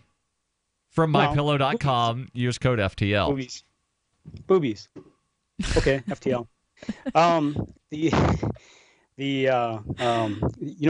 of the 8 mayoral candidates in Albuquerque, the only one that won't look me in the eye? I have absolutely no clue. Tim Keller. Are you having some kind of seizure there, David? Are you okay? Do we need to call for medical attention? No, I got the reference. Come on. Yes. Everybody's seen that show. Yes, please, I could use the company. No, South Park. Timmy, you know that one, right? I'm vaguely aware that South Park has a character named Timmy. Are you too old? Was that like not your? I've never been a fan genre, of the show. Daryl? I don't really find it that humorous. Heather and I got it. Yeah, Daryl we got didn't. it. But go ahead with your call.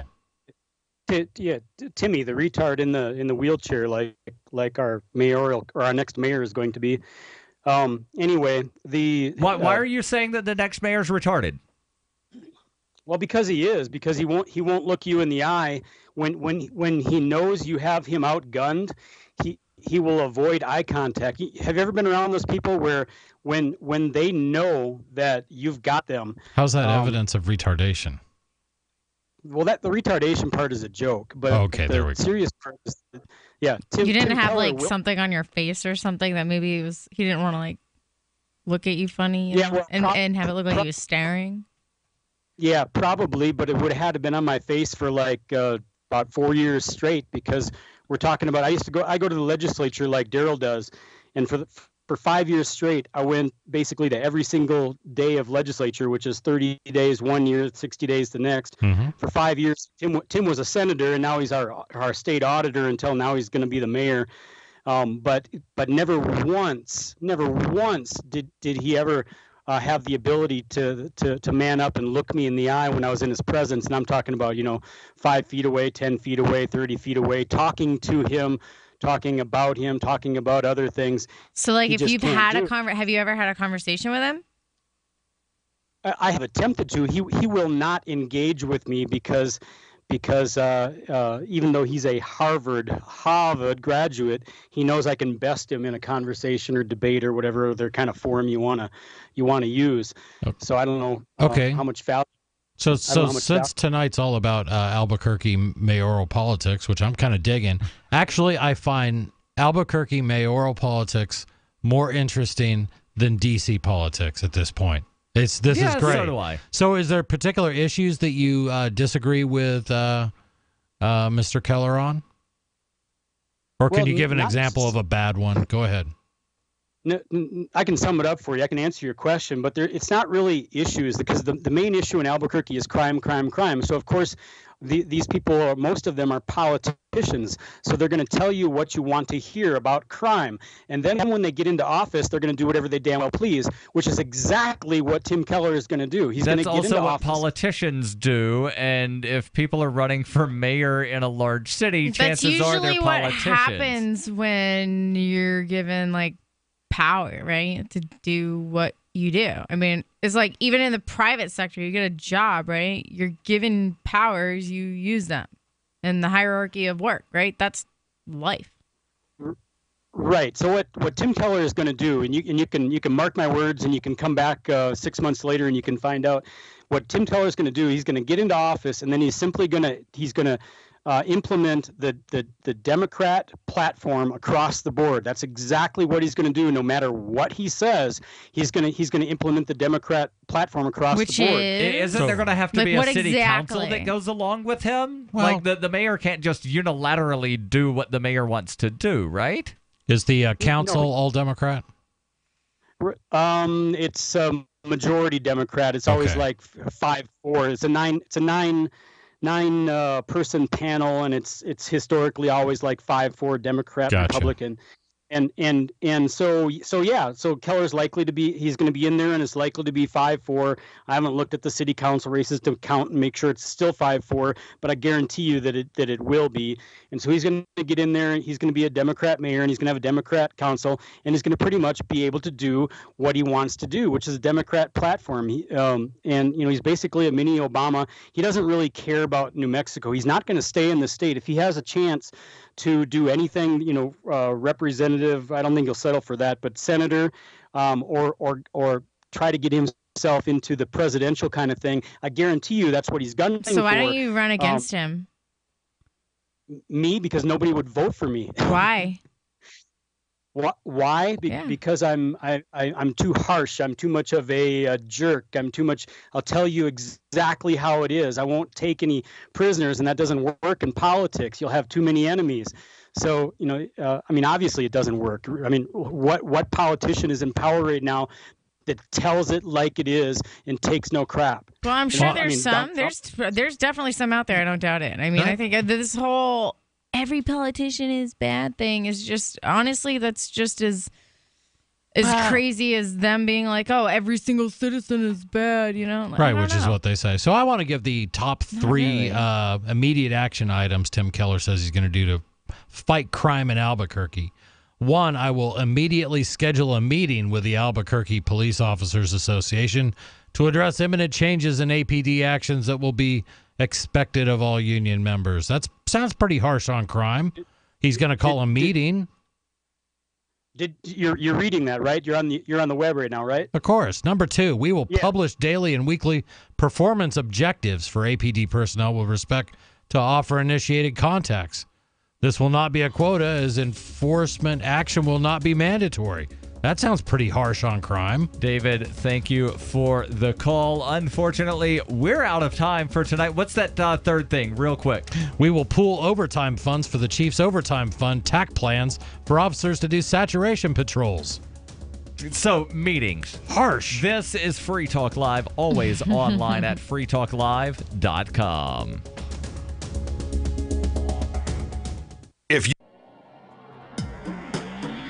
Free Press Publications is an independent, alternative media and publishing company founded in June 2009 with the mission of ensuring a free press for the freedom movement and is committed to spreading the message of peace, freedom, love, and liberty. FPP also gives new authors an avenue for publishing freedom-oriented material. FPP brings you daily news and commentary on the website fpp.cc, as well as a daily 5-minute newscast, FPP Radio News, and weekly news, views, and commentary in the FPP Freedom Minute and Peace, Love, Liberty Radio at fppradio.com, and the monthly newspaper FPP News at news.fpp.cc. Find FPP online at fpp.cc. That's FPP.